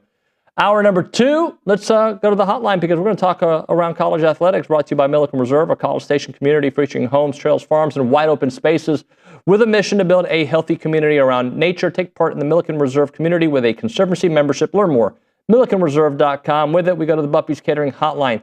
That's where we find Aaron Torres of Aaron Torres Online and Fox Sports Radio. AT, what up?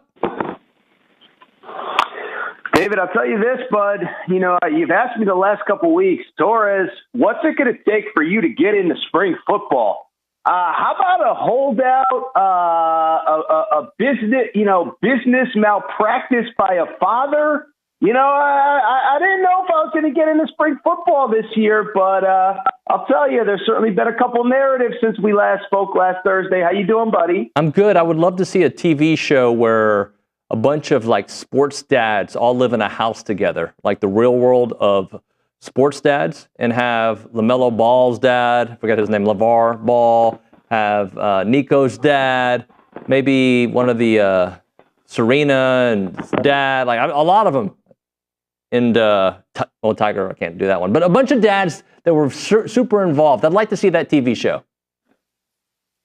Yeah, I don't know if Serena's dad's around much anymore either. That's right. No, you know, yeah, it's okay. It's okay. Yeah. So what I would say, dude, and you know this, and Bronny knows this, and Billy knows this, is that being around this stuff, there are a lot more parents that are a lot more involved than I think the average fan realizes. And this is a lot of the disdain and, frustration that I think a lot of coaching staffs have, isn't with the players, with the parents themselves. To me, it's sad. If we want to dive in, if you want to talk other stuff, that's fine. But it is obviously, I think, maybe the biggest story in sports right now. And, it's sad. But the one thing I'll say, everybody wants to blame the NCAA. The NCAA tried to limit the type of person and who could be involved in these type of negotiations. They put parameters in, and everybody said, oh, that's racist, and it was called the Rich Paul rule, and it was unfair for certain, whatever. The point I'm trying to make is it was to avoid exact situations like this with people that have no business in these high-leverage negotiations. Now, listen, do I want to say Nico's dad has no business? I don't know, but he obviously, his business acumen is not very sharp. So I think more than anything, I don't think Nico is blameless in this, but I do feel bad for him because what is obvious, and I think everyone's seeing it now, the market for Nico wasn't as robust as people thought, and I think he's going to end up in a worse football situation than he was in at Tennessee, worse coaching, and for less money than he was going to get at UT as well. Well, AT, didn't you hear him say, or it's being reported, that it wasn't about the money. It was about going to a better offensive system and a better culture for Nico, yet UCLA was one of the worst offensively in the Big Ten, if not the worst. Oh, I mean, I live here. How about this? They fired Eric. Remember, Eric Bieniemy was their OC, and they fired Eric Bieniemy after the season. So, it wasn't about the money, but,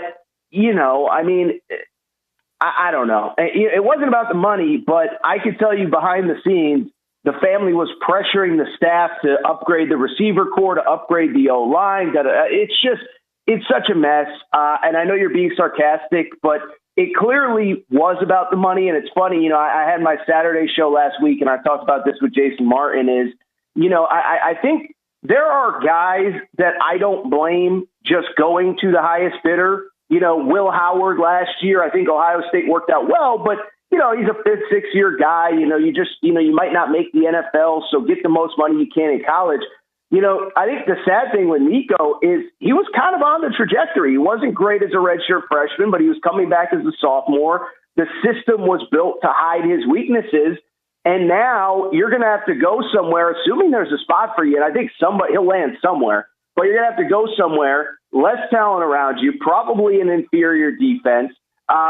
You're not going to have spring ball to acclimate to your teammates. It is just, I'll say this, and I was talking to your buddy Ryan Fowler about this yesterday, is, I think when this all happened, we thought it was kind of an inflection point for NIL. This was probably last Thursday, Friday. Well, I think the opposite could be true as well, is that I think it's an inflection point for players of, be careful what you wish for and make sure if you're going to make a move like this, you have actual leverage. It's been a fascinating story to follow from a distance. Do you think he thought he had leverage? Like, do you think he's like, was he told other programs were interested, you think, beyond UCLA? What I believe, this is just speculation and, talking to people in the business.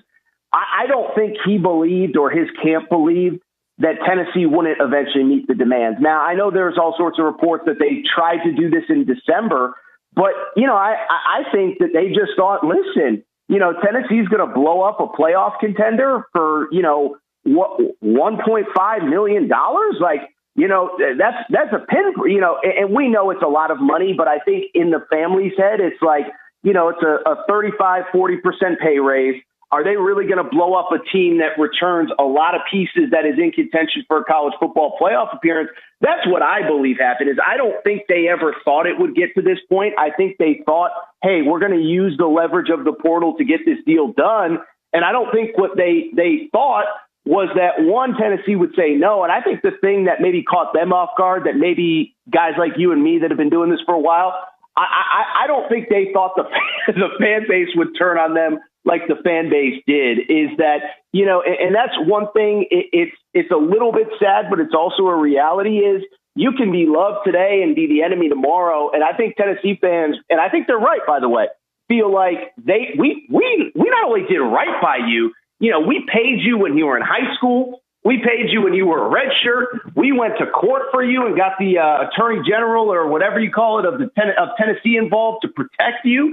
And it's like, I think Tennessee fans have every right to be like, hey, we loved you, we supported you, but you stabbed us in the back and you're dead to us right now. And I think that, to me, more than anything, is probably what happened. Is I just don't think they ever thought it would get to a point where Tennessee actually balked and said, dude, you got to walk. AT, have you seen some of the changes to timeouts and some of the things that came out through the NCAA today? I saw a headline. I haven't looked into it. I know obviously fake injuries are a concern. I mean, you can give me the details here if you want. I know obviously the fake injuries thing has been a thing for 3, 4, 5 years now. Give me all the details that I need to know, David Nuño. All right, here's some bullet points that I found. If medical staff enters after the ball is spotted for the next play, the team is going to be charged a timeout. If no timeouts are left, a 5-yard delay of game penalty is enforced. And basically, conferences can still discipline teams post-game, but this will add some in-game consequences. Yeah, I mean, I think it's the right move. I don't have all the answers. I've always liked the idea of if you go down with an injury before, if we have to stop the game to take you off the field, and obviously to stop the game would be whether it's intentional or not, you're just out for the rest of the drive, Now, could you be strategic and sub someone in and then he goes out and then you're whatever? I don't know. But I do think it's been a little bit of an issue. I think it's certainly something that's been exploited, most notably by, Ole Miss and Lane Kiffin and schools like that. And so, yeah, I have no problem with it. I like I said, I think that it's gotten to the point where, okay, it was kind of clever at first, but, I don't want to go so far as to call it an epidemic in the sport or anything, but it's frustrating. I think as a fan, it's frustrating as a consumer of the sport. So I'm glad we did a little something about that. And then there's the overtime timeout adjustment. Starting in the third overtime, teams can only get one timeout until the game ends. Previously, it was one timeout per overtime. Now they're saying after the third one, you got one. And if it goes a long time, like A&M, LSU back in the day, you're only going to have one. Well, I mean, don't get me started on that one. It is still the dumbest thing college football has ever done. And, I understand you want to protect your players, but, A&M LSU was an all-time – first of all, it was a once-in-a-generation game. And two, it was an all-time classic that every Aggie fan and every LSU fan still remembers, to this day. And so the idea that we changed the rule because of this once-in-a-generation thing is idiotic. But I will say, you go back to Georgia Tech was like a 6-7 overtime game this year. I think there was a couple other ones. I can't remember all of them, but it was pretty crazy. I mean, I vividly remember, Georgia Tech was Black Friday. And, I remember being, with the family and saying, oh, can we just turn this on? It's the fourth quarter. The game's almost done. and it not only goes 7 overtimes or 6 overtimes or 8, I think it was 8 overtimes actually. But like you said, is that there were timeouts involved and all that. And I remember it basically killed the whole night. It was like, oh, we're going to go do something. It's Black Friday. And then all of a sudden 8 overtimes takes probably an hour and a half and the whole night was killed. So I'm not too upset about that one. AT, I appreciate your time, brother. Talk to you soon. All right, my man. We'll talk soon. Have a great weekend. Big baseball series. Big baseball series this weekend. I'll be monitoring. Is AT becoming the college baseball guy that he becomes typically? I think it's typically May, right? Around May is when you start really getting into it. It's about May. Yeah, no, I know the Aggies were struggling. I know they've been much better, and I'm being told that Arkansas really is the team to beat in the SEC this year. I mean, that's what my sources across the league are telling me. So, are your sources telling you that A&M has won 6 straight in the SEC, or 5 straight in the SEC? I'll tell you what, whatever it was, the back-to-back walk-off grand slams made our show. Our update anchor made a point. I forget whatever happened on Saturday, but our update anchor was like, did you see the end of this A&M South Carolina game? And I forget if it was a walk-off grand slam or something. But I have heard the team, I've heard the bats are hot. That's what I've heard. They're hot, Bubba. Thanks very much for your time. Talk to you soon. All right, brother. We'll talk next week. Take care. Later. Aaron Torres online. We'll head a break. We'll come back with a short last segment of the 9 o'clock hour, then the 10 o'clock hour, loaded 10 o'clock hour. If you're looking for a reason to move back to Aggie Land or are already in Aggie Land and you need a job, check out the Association of Former Students. We had them in studio earlier this week, and they have positions open from time to time. Student workers, by the way, hello. If you're listening to the show and you're a student, you need a gig, that's a great place to start. And I believe Scott told me, and I know he did, that you can register for classes earlier. So that's something to consider. But they're the nation's premier alumni association, the oldest organization supporting A&M and support of that Aggie network. They play a part in every Aggie story from Howdy to Here. Don't miss opportunities to help out the association with their awesome events like Aggie Ring Day, class reunions, you name it. And they also want you to know that they exemplify those Aggie core values of excellence, integrity, leadership, loyalty, respect, and selfless service, all in support of that worldwide Aggie network. So if you're interested in joining the team or sharing with someone that would be a great fit, please visit tx.ag/association jobs to apply and get more information on each position. It is the Association of Former Students.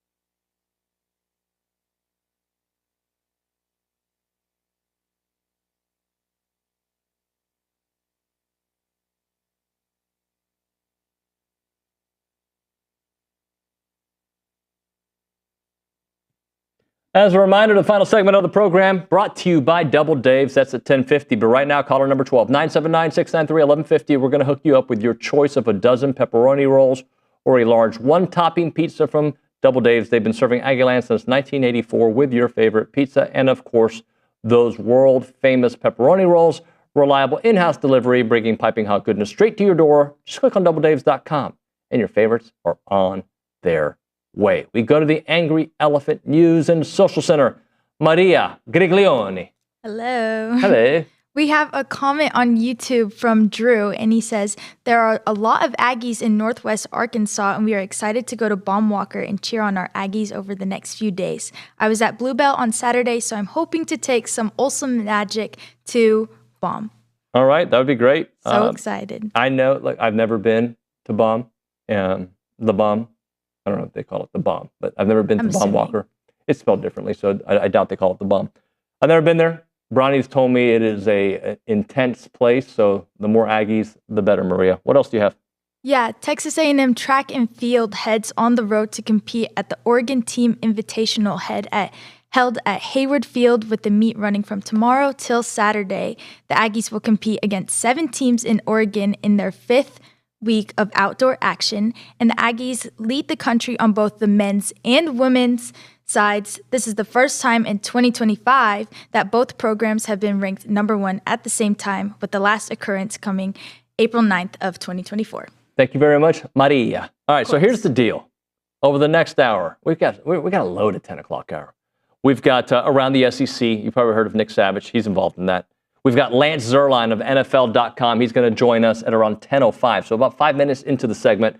And then Tori Vidales, chit-chat a little Aggie softball in the program. And then I'm sorry to report, or excited to report, the fan show guys. They're listening, so they'll laugh about that, or they'll be mad. Matt Browning and Roy May. So we've got all that here during the 10 o'clock hour. We can, of course, get to your text messages. The easiest way to do that is by texting the number at 979-693-1150. We'll read it on the YouTube chat and TexAgs chat as well. You are listening to TexAgs Live, presented by David Gardner's Jewelers in the Rollo Insurance Studio. We'll be back in 2 and 2. It's TexAgs Live.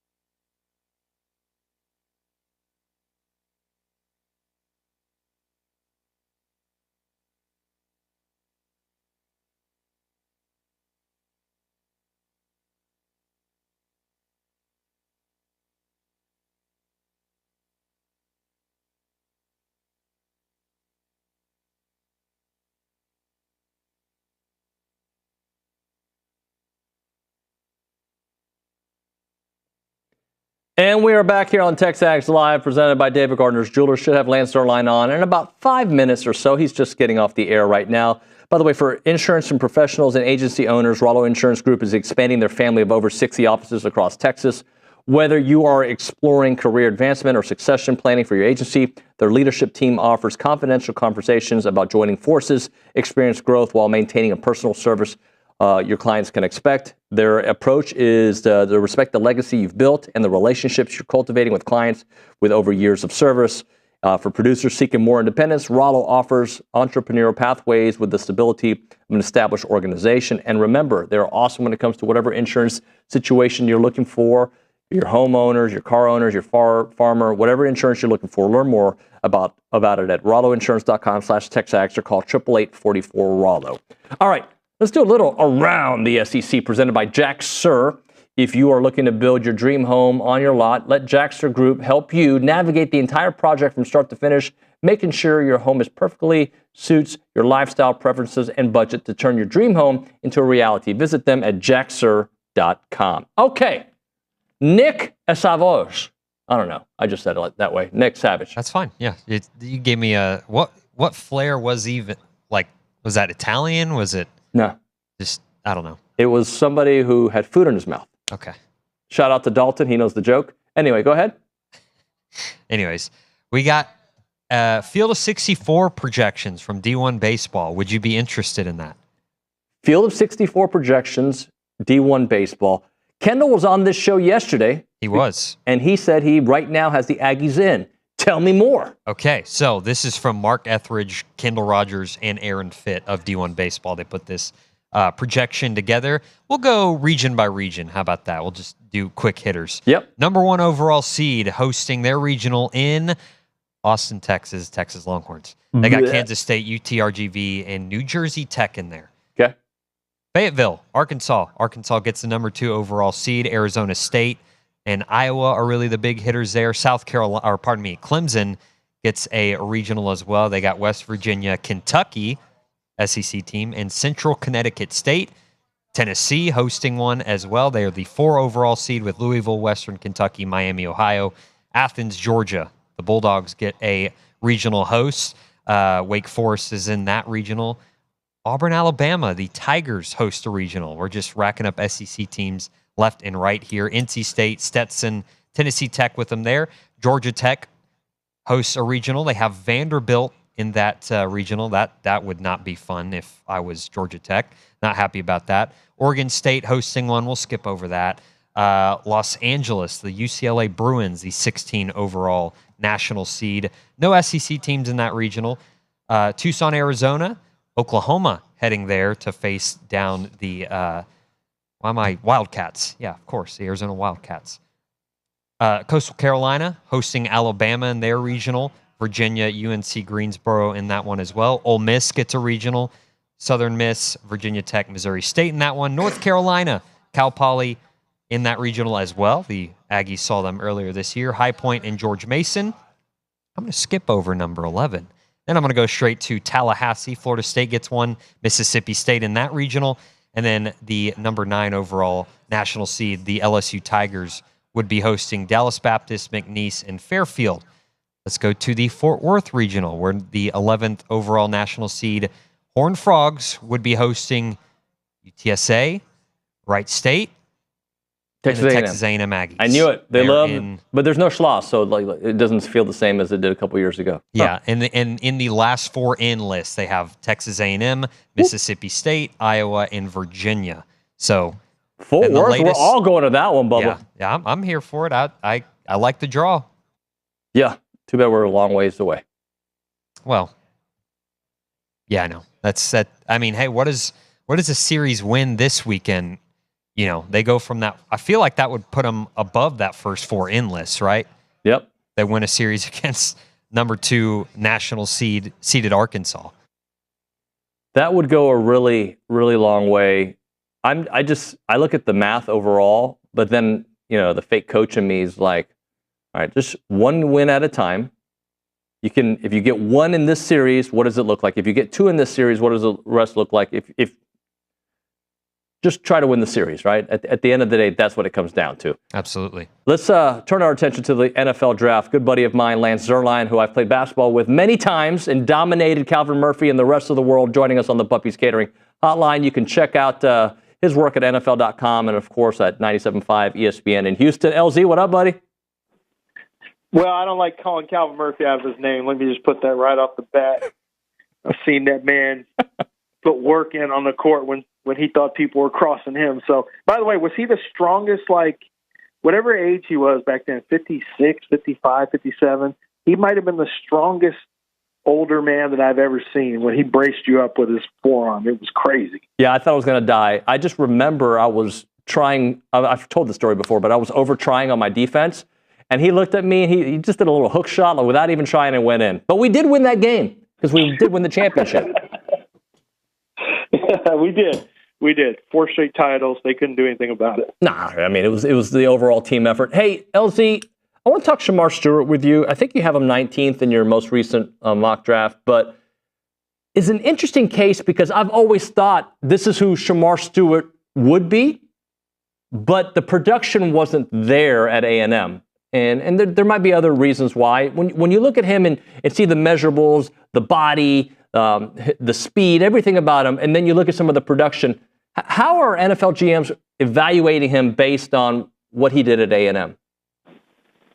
Well, so different people have different thoughts on production. So, for some, they say production is who you are. Like, we want to see the traits, yeah, but we want to see the production. We want to see that you have done something, that we're not just getting a blank slate that we have to build from the ground floor up. And of course, he's not a blank slate, not in the first round. But the production, when you watch it on tape, like, you see the flashes. He doesn't change directions particularly well. So you'll notice when he gets into the pocket, there's a lot of times the quarterback moves and he just runs by. He doesn't break down in space and hound the quarterback as well as he needs to. The question is, can he do a better job, or is he a little bit, is he just a guy who's very linear in the way he rushes? I think the problem with Shamar Stewart is he's not particularly skilled. Like, Nick Scorton is much more skilled as a rusher. He just doesn't have these elite measurables and explosiveness that Shamar Stewart has. So what NFL teams will do is they'll say, Scorton's a nice pick. He's got a lower ceiling but higher floor. He's more like a late first to mid-second round pick. With Shamar Stewart, some teams will say, you know what, we didn't see it on tape. We know he's got the traits. We'll draft him late in the draft. Another team's going to say, you know what, we think we got a great coach. We see flashes. We liked what we saw to him at his pro day workout. We liked when we had him in our top 30 visit, if they did. And we think he's just waiting to be unlocked, and he's going to be like Odafe Owe, who was, out of Penn State, and it took him a couple of years, but he's become a good rush guy. Like, there are examples of guys who are not particularly productive in college who became very productive. Same thing can be true on the other side, though. Guys who get drafted based on traits who weren't productive in college, and they're not productive in the pros. So it's really a matter of what you think of your defensive line coach, and then what you think of a player's capacity to learn and get better. Because he has the ability to do everything you want. Like, he is uniquely gifted from an athletic standpoint. But rush instincts, things like that, sometimes those are hard to develop. LZ, is interesting because probably a year ago I would have told you it was Nick Scorton going to go in the top 20 of this draft. He's probably going to be a second rounder. What happened with Nick? How much of it was the production that the entire defensive line really did not put out for Texas A&M? I think Nick, I'm actually a bigger fan of Nick's than I think the NFL draft is going to be. I think he will go into sometime in early second. But I think teams still like him. They just don't like him as a first necessarily. But it only takes one team. I think a team to keep an eye on is the Ravens, for example, because he fits the Ravens mold.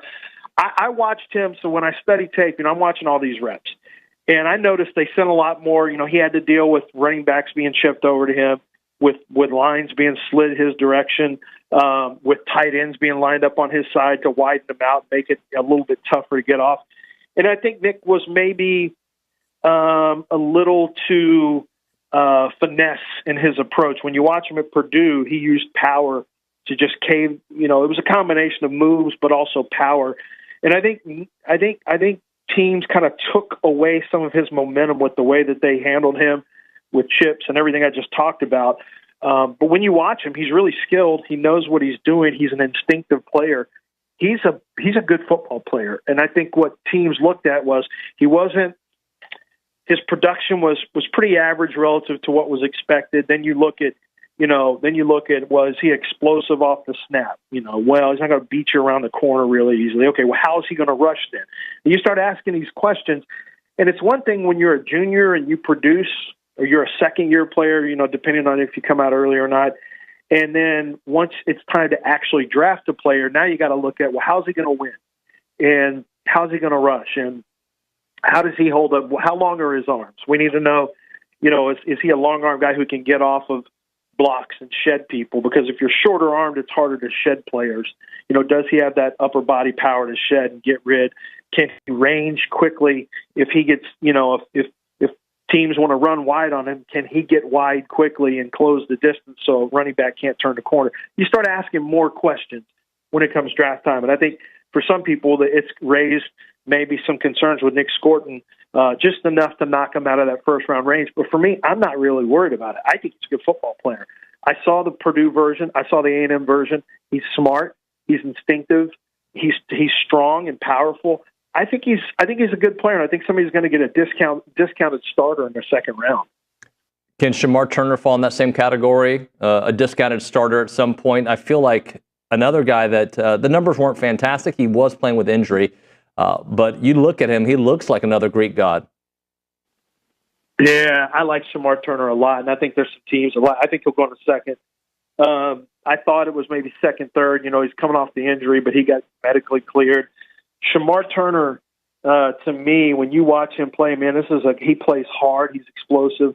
The issue that pops out with him is he's just got to keep his cool. There's so many dumb penalties, so many dumb 15-yard penalties that just it didn't need to happen. But usually I kind of checked in on those, and they were usually when he was kind of standing up for a teammate or something. But it doesn't matter. You can't have those penalties after the rep's over. He's got to eliminate the 15-yard penalties. But I think it gets to the point that he plays with some edge. He plays with toughness. He plays with attitude. And you'd much rather have a guy that you have to reel in, as they say, to say whoa rather than go. You don't want to have a guy that's, you got to get motivated. You got to get him to crank it up. You'd much rather try to dial it back on a player who maybe is a little extra. And that's what Shamar Turner is. He's a little extra. But he's got great body type, as you mentioned. I think he can play in a 3-4 or a 4-3 front, odd or even fronts. I think he's going to be a good rusher in the pros. I think the pro game is really made for him. And for me, I love the toughness, the attitude, the explosiveness. So he'll go in a second. I guarantee you there's teams that love him.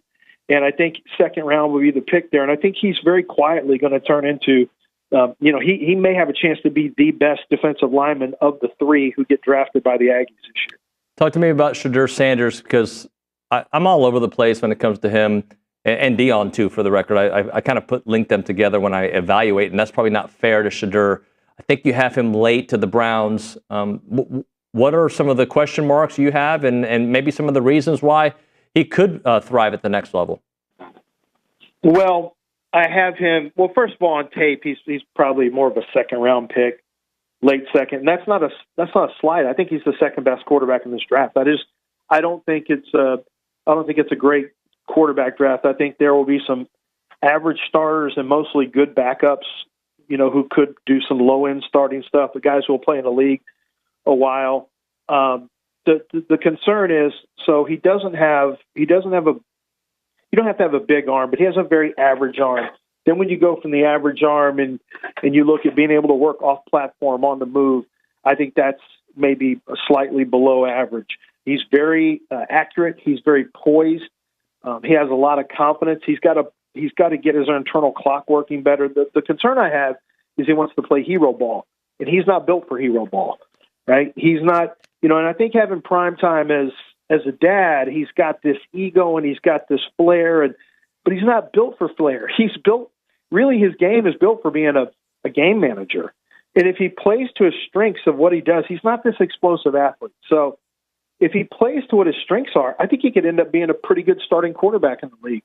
But if he tries to play hero ball and hold the ball a long time and try to make plays that doesn't, where he's not staying on time and maintaining his internal clock, I think he's headed for a potential disaster. But that's why I think the ceiling is a little higher and the floor is lower, because I don't know. He's never been coached by anybody but his dad. Is he coachable? Do we know? Is his dad? And I think you're right for factoring in Deion. I don't know how you couldn't. He's everywhere he goes. As soon as it goes bad, Deion's going to be tweeting or talking about it on a show. You just know it. It's going to cause issues in the locker room. Wherever, if there's a head coach fired, immediately there's going to be discussion on ESPN 24 hours a day, 7 days a week about, is Deion going to the Browns? Is Deion going to the Giants? Is he the new head coach coming there? And is Shedeur going to have a podcast right off the bat as a rookie quarterback when you really need to be focused on being the best quarterback you can be? I think these are legitimate questions to ask, and you don't usually have to ask that about quarterbacks. I think you have to ask that. But when you get past all that and you just analyze a football player, I actually think he's a pretty good football player. I just think he needs to stay within himself and play to his strengths and not try to do something that he's not really physically capable of doing on the next level like some of the elite quarterbacks are. LZ, last thing for you. This whole Nico situation, how does that potentially affect his NFL career, or where he gets drafted in a year or two whenever he enters the draft? And I wonder what SEC guy thinks about it. SEC guy would not be a fan. So right off the bat, teams immediately are saying, okay, his dad's a pain in the ass. I mean, right off the bat, the background, and they would find that out eventually when they talk with teams that he has a helicopter dad that's extremely influential and maybe beyond where he should be. The questions, are you like, is ball the most important thing, or is just focusing on your contract the most important thing? And that's going to be, and and talking to a personnel director, he said what's really interesting is what NIL has done is given us a better look at who guys are. They always had to ask this question: what will a player do with more money, more time, and more access on the next level? You can't really, you couldn't really answer those questions until they were hit with that NFL money. You weren't sure what you were going to get. How are guys going to respond? Are they mature enough? Do they love ball enough to where it's not going to matter?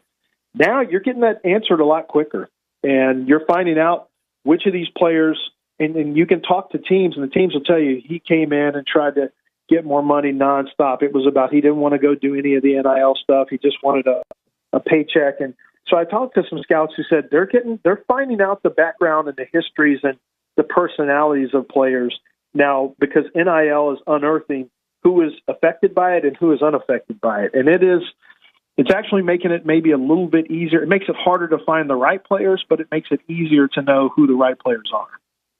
LZ, I appreciate it, man. Hope to talk to you soon. You got it. Thanks, Dave. Later, man.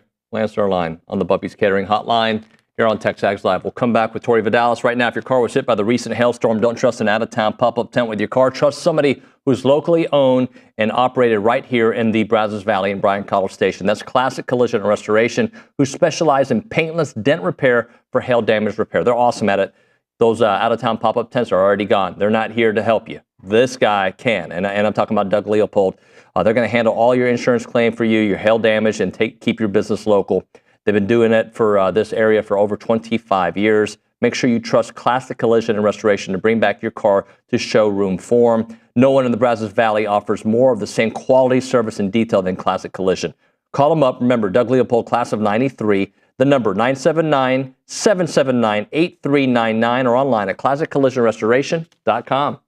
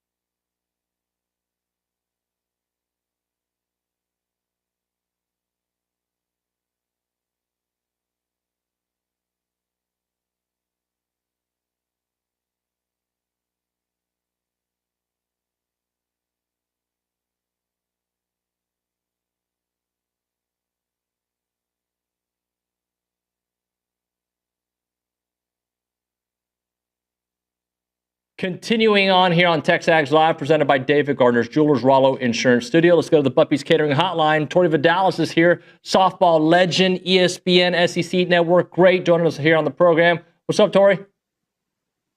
You know, feels good to be number one. Doesn't it? Doesn't it? It feels good. So we can say that, right? Like, I know the players can't think it, but we can. Yeah, of course, of course. They're all like, yeah, you know, it's just a number. And I'm like, yeah, we're number one. I'm rolling with it. It feels great. My Aggie heart is beaming with pride.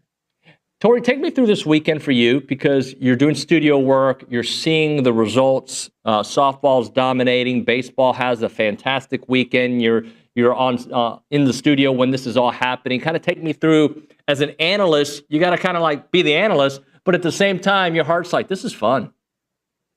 Yeah, well, it was just an exciting weekend overall. I mean, we had 3 top 10 matchups in the SEC alone. So being able to cover it on the softball side, you know, A&M got swept by LSU last year at their place. So it was kind of like a revenge tour this year for A&M. And I remember turning on the game. And of course, I've got 7 games going on at one time, right? I'm watching baseball, I'm watching softball, I'm trying to get a little bit of everything. Of course, I see baseball is down like 15-2 or whatever it was. It was something crazy. And all of a sudden I'm getting ready. And then I hear the guys in the studio kind of getting a little rowdy. And I'm like, wait a minute, what's going on back there? I think something's happening. And as I walk in, Kent hit the home run, the second grand slam to go ahead and win the game. And I'm walking in and I'm like, wait, what just happened? And of course, Jared and Peter Burns are at the desk, like head in their hands, just mouths open wide, just in shock. And I'm like, did that just happen? And I'm like, something is happening for the Aggies. We've got the good mojo this weekend. And of course, A&M had already won the game at that point. So it was just overall a great day to be an Aggie in the studio. But yeah, I think more than anything, it's just fun being able to be on air and talk about all the good things that A&M has been doing and really feeling like they deserve every piece of hype that they've been getting. Tori, what is it about A&M being number one right now that feels sustainable? I know, I mean, maybe not being one, you know, there's going to be some bumps in the road in the SEC. We all recognize that. But like, what is it about them right now that's like, yeah, I see why they're number one and why they could be number one when it's all said and done? You know, for me, I watched them and I had a chance to go practice with them this season, and just watching the way that they communicate with one another, the way that they interact, the way that they hold each other accountable, it really shines through in every aspect. You know, on defense, right? They're constantly giving each other tips. So for me, when I think about the success that I've had in the past with teams that, you know, you just have that it factor. It's never really about specifically the talent or specifically the mindset. It's about all of that being encompassed into the team. And I think you truly see this team shining because of the trust that they have in one another, the trust that they have in the coaching staff, and the trust that they've had in their training. Because we all know that the number one doesn't come down to the spring, right? It comes down to what you did in the fall. How did you prepare? How did you get yourself ready for this moment? And then in the moment, knowing that you've done what you need to do to succeed. Pressure makes diamonds, but pressure only makes diamonds when you believe that you should be there, because at the end of the day, pressure is a privilege. And I think that they're finally realizing that they are in this spot because they deserve it, they earn it, and they should be there, and they can see success. We had Trisha in studio on Wednesday, and she likes being the hunter. And even as the number one team in the country, you know, she's looking for little things to keep that mind sharp for her and her players. And one of them is like, a lot of people aren't used to us being this level of program, so we're going to use that for us. Oh, absolutely. I mean, I think there's something to be said about being the underdog too, right? Nobody expects you to win. There's nothing, there is no pressure on you because you just play with a little chip on your shoulder, right? And if you win, it's like, oh, cool, they snuck away with one. But now you're expected to win. And how do you handle that, right? But I think they've done a really great job this year as you've slowly seen them, climbing the ranks. A lot of these players were here when Trisha Ford came in. So it was never the talent, right? It came down to the mindset. So knowing that Trisha Ford and company has them in a great mindset, I think that they're going to be fine, whether they're the hunted or the huntee. You mentioned some of these players were here. That's true. But even the young players, right? Like KK DeMent this past weekend, just all season long, honestly, but defensively, offensively, you name it, she's doing it. Oh, KK DeMent is one of those players that this staff has been talking about long before she got here. And I think that says a lot, right? You're coming into a program with very established players, very talented players. And the way that they were speaking about her, right? They were like, she's the smoothest infielder we've ever seen. She's going to be the new face of the program. You know, all of these things just hyping her up. I'm like, okay, like I'm ready to see her play. I can't wait to see what she's like. And personally, I love her swing. She's got one of the purest swings on this team, just so level throughout the zone. She is smooth like butter on the field. Like she's someone that you look at on the field and your eyes can't help but be drawn to her. And I think it's been really cool watching her develop because she did start off pretty hot. She had a little bit of a lull in the middle of the season. And it's because, you know, she's figuring out the SEC. It's figuring out college softball. How do I get from point A to point B and still keep it positive up here? It's easy to get down on yourself when, you know, you're not seeing the same success that maybe you saw in high school. So I think it says a lot, not just about the physical, but also the mental after the big home run against LSU to secure that victory. I think she has a very bright future ahead of her. Well, Tori, I think one of the cool things too is while there may be this week, we may be talking about this particular player doing awesome things. The other players we talked about are still doing awesome things. It's this person's week to shine. You had Mac for a bit. You've had Maya. I mean, you've had KK. You've had the Emilys. So, like, it kind of, you get a week, you get a week, you get a week, we all get a week. Hey, it's like Oprah. Can we just start calling Trisha Ford Oprah? She's giving everybody a little bit of time to shine. But that is the beautiful thing about this squad is I talked about the depth and how, you know, you may not always win the same way. And sometimes that can be a weakness, but I think it's truly a strength because they have so many players that can bring out their tools and use it to provide some type of, you know, strength to this team. And another thing that's really cool is a lot of times you can be kind of selfish in sports, right? You want the moment, you want the spotlight, but just because someone else is shining doesn't mean your light gets dim, right? There's room for all of us to shine. And I think that this team does a really great job at shining the light on each other and realizing that someone else's success doesn't mean, you know, you suck that week. It just means, hey, they had a really great weekend and maybe I'm next in line. You just got to keep pushing through, keep grinding it out. And when you pour into others, I think you see those results come and they're tangible, right? You can see them on the stat sheet. Well, Tori, the other thing, and it kind of goes along with what we're talking about, is something you told us 2 weeks ago on the show, but also you mentioned it this weekend, how A&M wins in different ways. It's kind of like they diagnose what is needed for that particular game, and they find a way. You saw it this weekend. You've seen it all season. Oh, all season. I mean, from the bullpen coming in and maybe using more of a matchup or, you know, Emily Kennedy coming in and throwing a complete game or, you know, the offense has been really lethal all the way through. And that comes down to 1 through 9 being able to produce in different ways. And it's kind of, you're right. It's like a diagnosis of, okay, what do we need today? What is the other team giving us? What is the umpire giving us, right? There's so many things that you can't control in this game. So when you look at the things that you can control and taking it and putting it in your back pocket and thinking, okay, I've been in this situation before.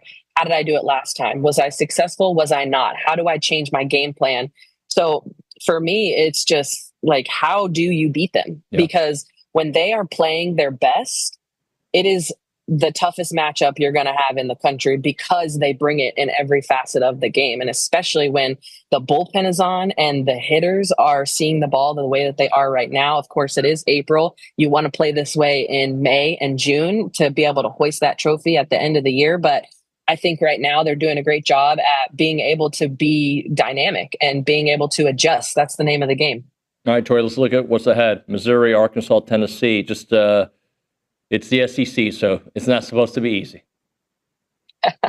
Not at all. And when you look at, you know, where things are kind of settling right now, I mean, Tennessee just had a big weekend against Texas, took 2 from Texas in Austin. They took 2 from Oklahoma in Norman. So Tennessee is going to be, it's going to be a firework matchup for that last series of the SEC. You talk about 2 teams, one's defending and one's never won it. So it's hopefully going to come down to Texas and Tennessee, or Texas A&M and Tennessee in the final matchup. What a weekend that would be if it was, you know, for the championship. But yeah, Arkansas playing some of their best ball right now too. So It's going to be a hard last 3 weeks of the season, but hard only prepares you for the harder. Postseason is coming, and it's coming quick. Well, and Tori, I don't want to discount Missouri either, because Kate Nagley told us on the show on Wednesday that I think, of their 7 of their losses have been by 1 or 2 runs. So they're right in these matchups. Man, Mizzou is one of those teams that I feel like always catches fire towards the end of the season. I mean, we saw it last year. They were in the finals at SEC tournament. Like, they are a team that is never going to give up, no matter what the scoreboard says, no matter what the stat sheet has said. Haley McClenny, who works with me at SEC, she said something that really stuck with me. And she said, the stats tell you what's happened in the past, but they don't predict the future. And I think about that so often because, yes, it does tell the story of where you've been, but it doesn't tell you where you're going. And I think Mizzou knows that. And Mizzou has the talent. I think a lot of players just aren't peaking at the same time, like all together. So once they find their stride, I know how dangerous that offense can be. I mean, you're talking Crenshaw at the top of the lineup. Abby Hay had a huge freshman season last year. They are a team that can swing it, and they play pretty good defense as well, coached very well. It's got to be the pitching for me. If they can really lock in, they're going to give A&M a heck of a fight this weekend in Columbia. Tori, great stuff as always. Thanks so much for joining us. We'll talk to you real soon. Thanks so much.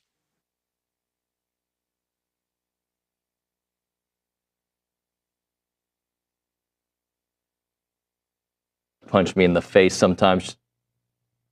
Your car wash tradition with the friendliest staff and a personal touch is Aggieland Express Car Wash. You got 2 great locations, William D. Fitch, the newest one on Texas Avenue South.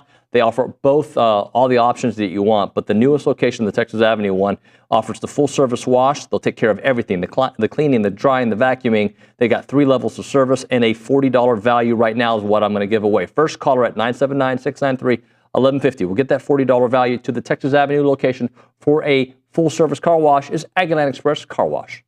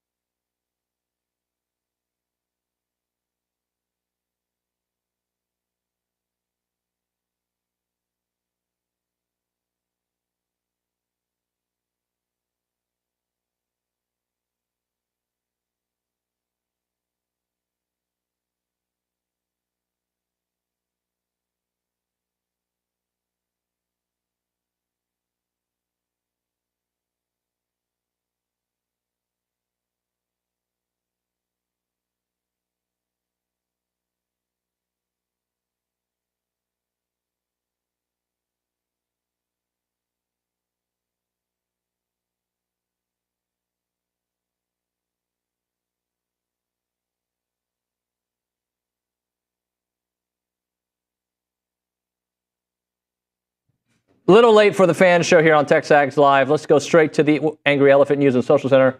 By the way, do you know who's who? Yes. Who's who? That's Matt. That's Roy. Okay. She's pretty good. And you're David. Okay, that's true.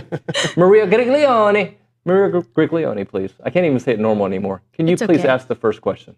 Matt, what's on your mind? Well, hey, thank you. I get to go first. I appreciate that. So this is going to be this is a little shocking, I know, because we've got a lot going on. Baseball, softball's doing amazing. But I've got to give a shout out. These guys are going to be proud of me, but the A&M Consolidated Lady Tigers won the state championship in soccer. Yep. I was at every game, or at least the playoff run. I was a bandwagon guy. I'm going to admit that. But it was super fun. I've dogged soccer my entire life, and I don't dog soccer anymore. You're all in. Dude, it was fun. It really was. They are so tough, and our girls did a fantastic job. My buddy JP Ingram's daughter, Jolie, was the MVP. Everybody did fantastic. All those girls are tough as nails, and we're proud as can be of them. The whole town is proud of them. I think even the purple school was kind of proud of them. Yeah, they were supporting. They seem to be supporting. They normally don't. Those two typically don't like each other. They're very out the much. record books when those two play. Oh yeah, they don't. It used to be Consol and Bryan High. Yeah, I remember those Now it's days. no longer. It's Consol and CSHS, and so it was awesome to see and be a part of, and I just enjoyed every second of it, and I'm proud of those girls. And I like soccer. I actually bought FIFA for my PlayStation. So have you started playing it? No, not yet. Hailstorm. Yeah. So baby steps. Hailstorm, but aside from that, baseball's on a run. Yep. They look like they've turned the page, and then I'm not even going to talk about softball. I'm going to leave that to my man Roy May. Well, first off, what's on my mind is, we've been doing this a long time, right? Been coming in here studio, and we're not broadcasters like you, but we've done pretty well. You've done great. We've done well enough to keep going and still be here. So, due to my above average performance, I think I'm going to go ahead and retire my jersey. Because why not, right? Why not? Why not? Because why I know not where just you're going retire? with this. Yeah. What's on my mind? Yeah, that is the most egotistical crap I saw from Colorado. You qualify for the Alamo Bowl. Congratulations. Yeah, Hey, I'm not kidding. I thought he was like this is my last day here. I was going, no, you're not. Buddy, you'll be back next You week. qualify for the Alamo Bowl. Hang it in the rafters, guy. No, but what is on my mind, though, is obviously softball. But baseball, and I know it's been, at this point, it's Thursday, so it's kind of ad nauseum. But softball's at the top of the polls. And then you've got just the weekend for baseball was just completely bonkers. Yeah. And going in that first game, we knew we had to win. I thought it was interesting talking with Coach Earley, kind of touching on.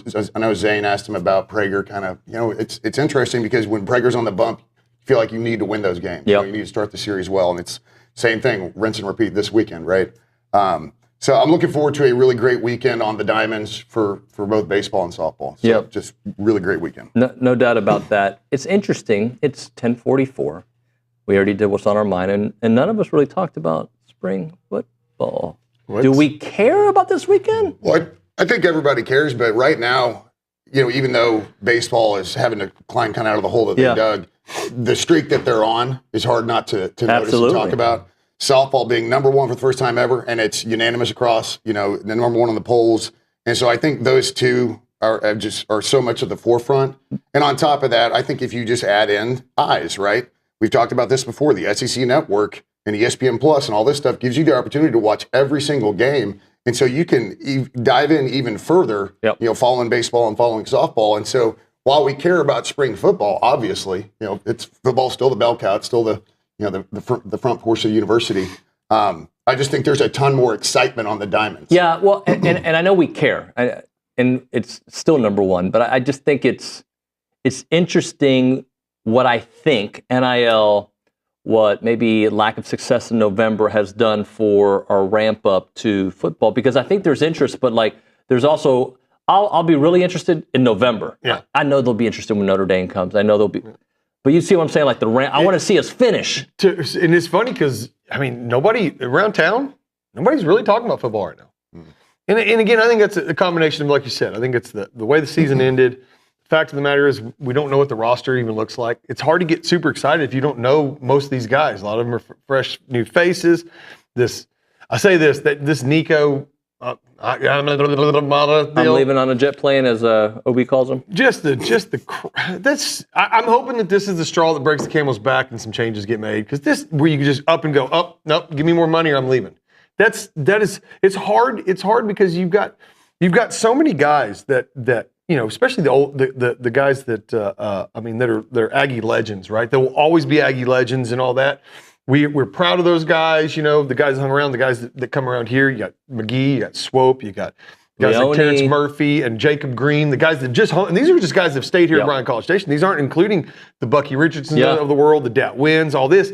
These guys are absolute legends, will always be Aggie legends. And Mike Evans, Johnny Manziel, these guys, right? So these guys are always going to be Aggie legends, but nowadays, it just seems like it goes to the highest bidder. And I'm not saying that all of our guys are that way. I'm not saying that at all. I'm just saying that seems like the kind of the thing in college football that's kind of like, I got a bunch of mercenaries that are going out and playing for the highest dollar. And so it is a little harder. You're not as tied into a team year in and year out as you are as if that entire 2022 class that was the greatest in history, if those guys were all seniors right now, that's all we would be talking about. But what 5% of them are still here?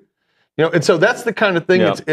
That's just something I've been thinking about. It takes that away a little bit, I think. So well, I think you can tie it in kind of probably to two more things. One, just across the country, what people have been doing with spring games, right? And so you can see that the interest, it's not just here. Like the interest is waning in a lot of places. And because as a lot of programs decide they're either not going to do it or they're going to turn it into a combine or a fan appreciation day. So I think that's definitely part of it. But really, McGee hit on it. I mean, this whole situation's a nightmare. And it's easy to get turned off real quickly because the entire concept behind NIL is name, image, and likeness. It's not a highest bidder. These aren't contracts. But if it's going to get to the point where it's contracts, then something's got to happen to hold these kids feet directly to the fire. That's the biggest thing is like this stuff coming out where he's talking about he's not going to play in a playoff game. Like they're on a run and he's not going to play. That is so inexcusable. I'm surprised anybody picked him up. By the way, only 4 players are still left from that 22 class. Goodness. So that's what I'm saying. But let me ask this, because I know my answer. I said it on the air. But what do you say to folks that are like, dude, this is what capitalism looks like? You can't tell your employee he can't leave and go to a better job if there's a better job waiting for him. Oh, it's true. It is. Again, that's the hard part. Again, what we're fighting is ultimate freedom, which is what we strive for as Americans. What Roy fought for, right? But then we also go back to the good old days of what the college football that we're used to, what we grew up on. The idea that a guy shows up and he's here for 4 years. We get him and he's our guy. And I don't want mercenaries. Yeah, I don't. I don't either. And so that's. But I'll take them. But it's the hard. Yeah, we'll take. If it helps me, I'll take the good ones. But I mean, we especially in basketball, we still need about 10 more. We need about 10 more mercenaries. Yeah. So again, that's the hard part. It's a line that we've got to ride, and it's a bummer. But the NFL does contracts. You get a guy, you sign a guy, and he's there for a certain amount of time, and you got to pay him. And I don't see why that can't be done in college football. People were college football fans and people were NFL fans, and there are a lot of people that very specifically wouldn't watch the other one. And I think college football fans are getting a little worn out because it's starting to turn in the NFL. We'll hit a break. We'll come back with another segment. Brazos Running Company, located at Century Square, Aggie owner and operated specialty running store. They have the best selection of running shoes, fitness shoes, you name it. They're going to take great care of you, find the right shoe for you. If you're a jogger, if you jump rope like Matt does, whatever you're into, they've got the right shoe for you. They'll find the one that works. They also have Viore clothing. They have Duck Camp. They have Turtle Box speakers. They have Stanley Cups. And they are just awesome on customer service. Brazos Running Company, Century Square below the Star Cinema Grill in College Station. It is the Brazos Running Company.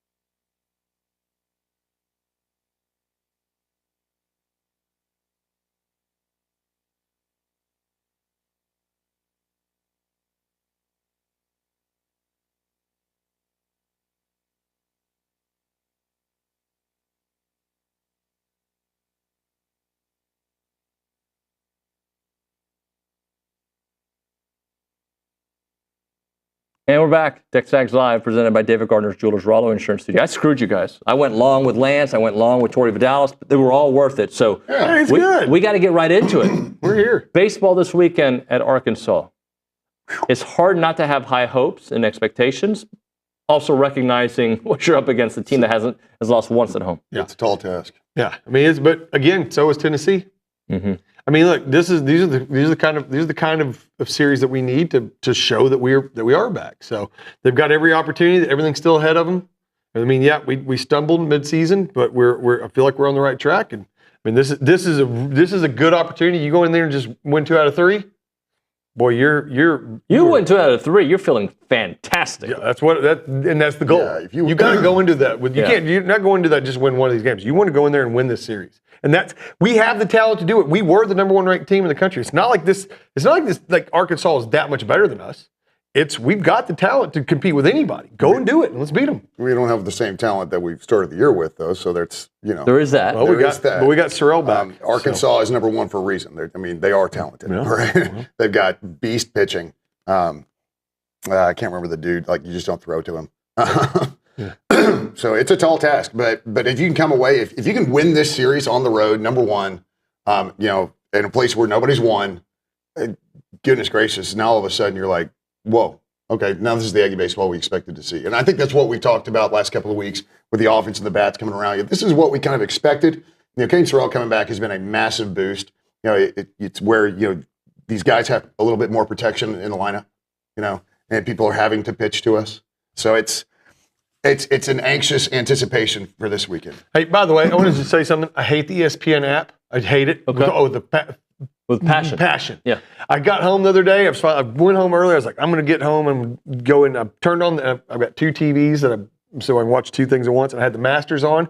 And I go to turn on the ESPN app, and it's going, log back in. You always have to log into this stupid thing, right? It's awful. So I was like, oh, God. And I looked, and we were down 12-2. And I was like, I'm not going to do it. I'm not going to do it. I just put my phone down, watched the Masters, ended up taking a nap. Next morning, I found out what happened. That's when you found out? And I found out the next morning. Oh, my word. And I was furious. I hate the ESPN app. Because if it hadn't been on, I would have turned it on. I think the app is mad at you for not, 2%. sticking through it. Yeah. No, 12-2. I left softball and watched the rest of the game. It was ridiculous. My daughter even come over to leech off our leftovers a little bit. So. I missed it. I missed the whole thing. Gentlemen, do the rewind, please. Heck yeah. Right, we'll do that. All right, that's going to do it for TexAgs Live on a Thursday. Tomorrow on the program. Got a great show. Billy Lucci, that's what you need to know. We also have the baseball bunch. We've got a special guest lined up for you. I'll talk about that tomorrow. That and more at TexAgs Live.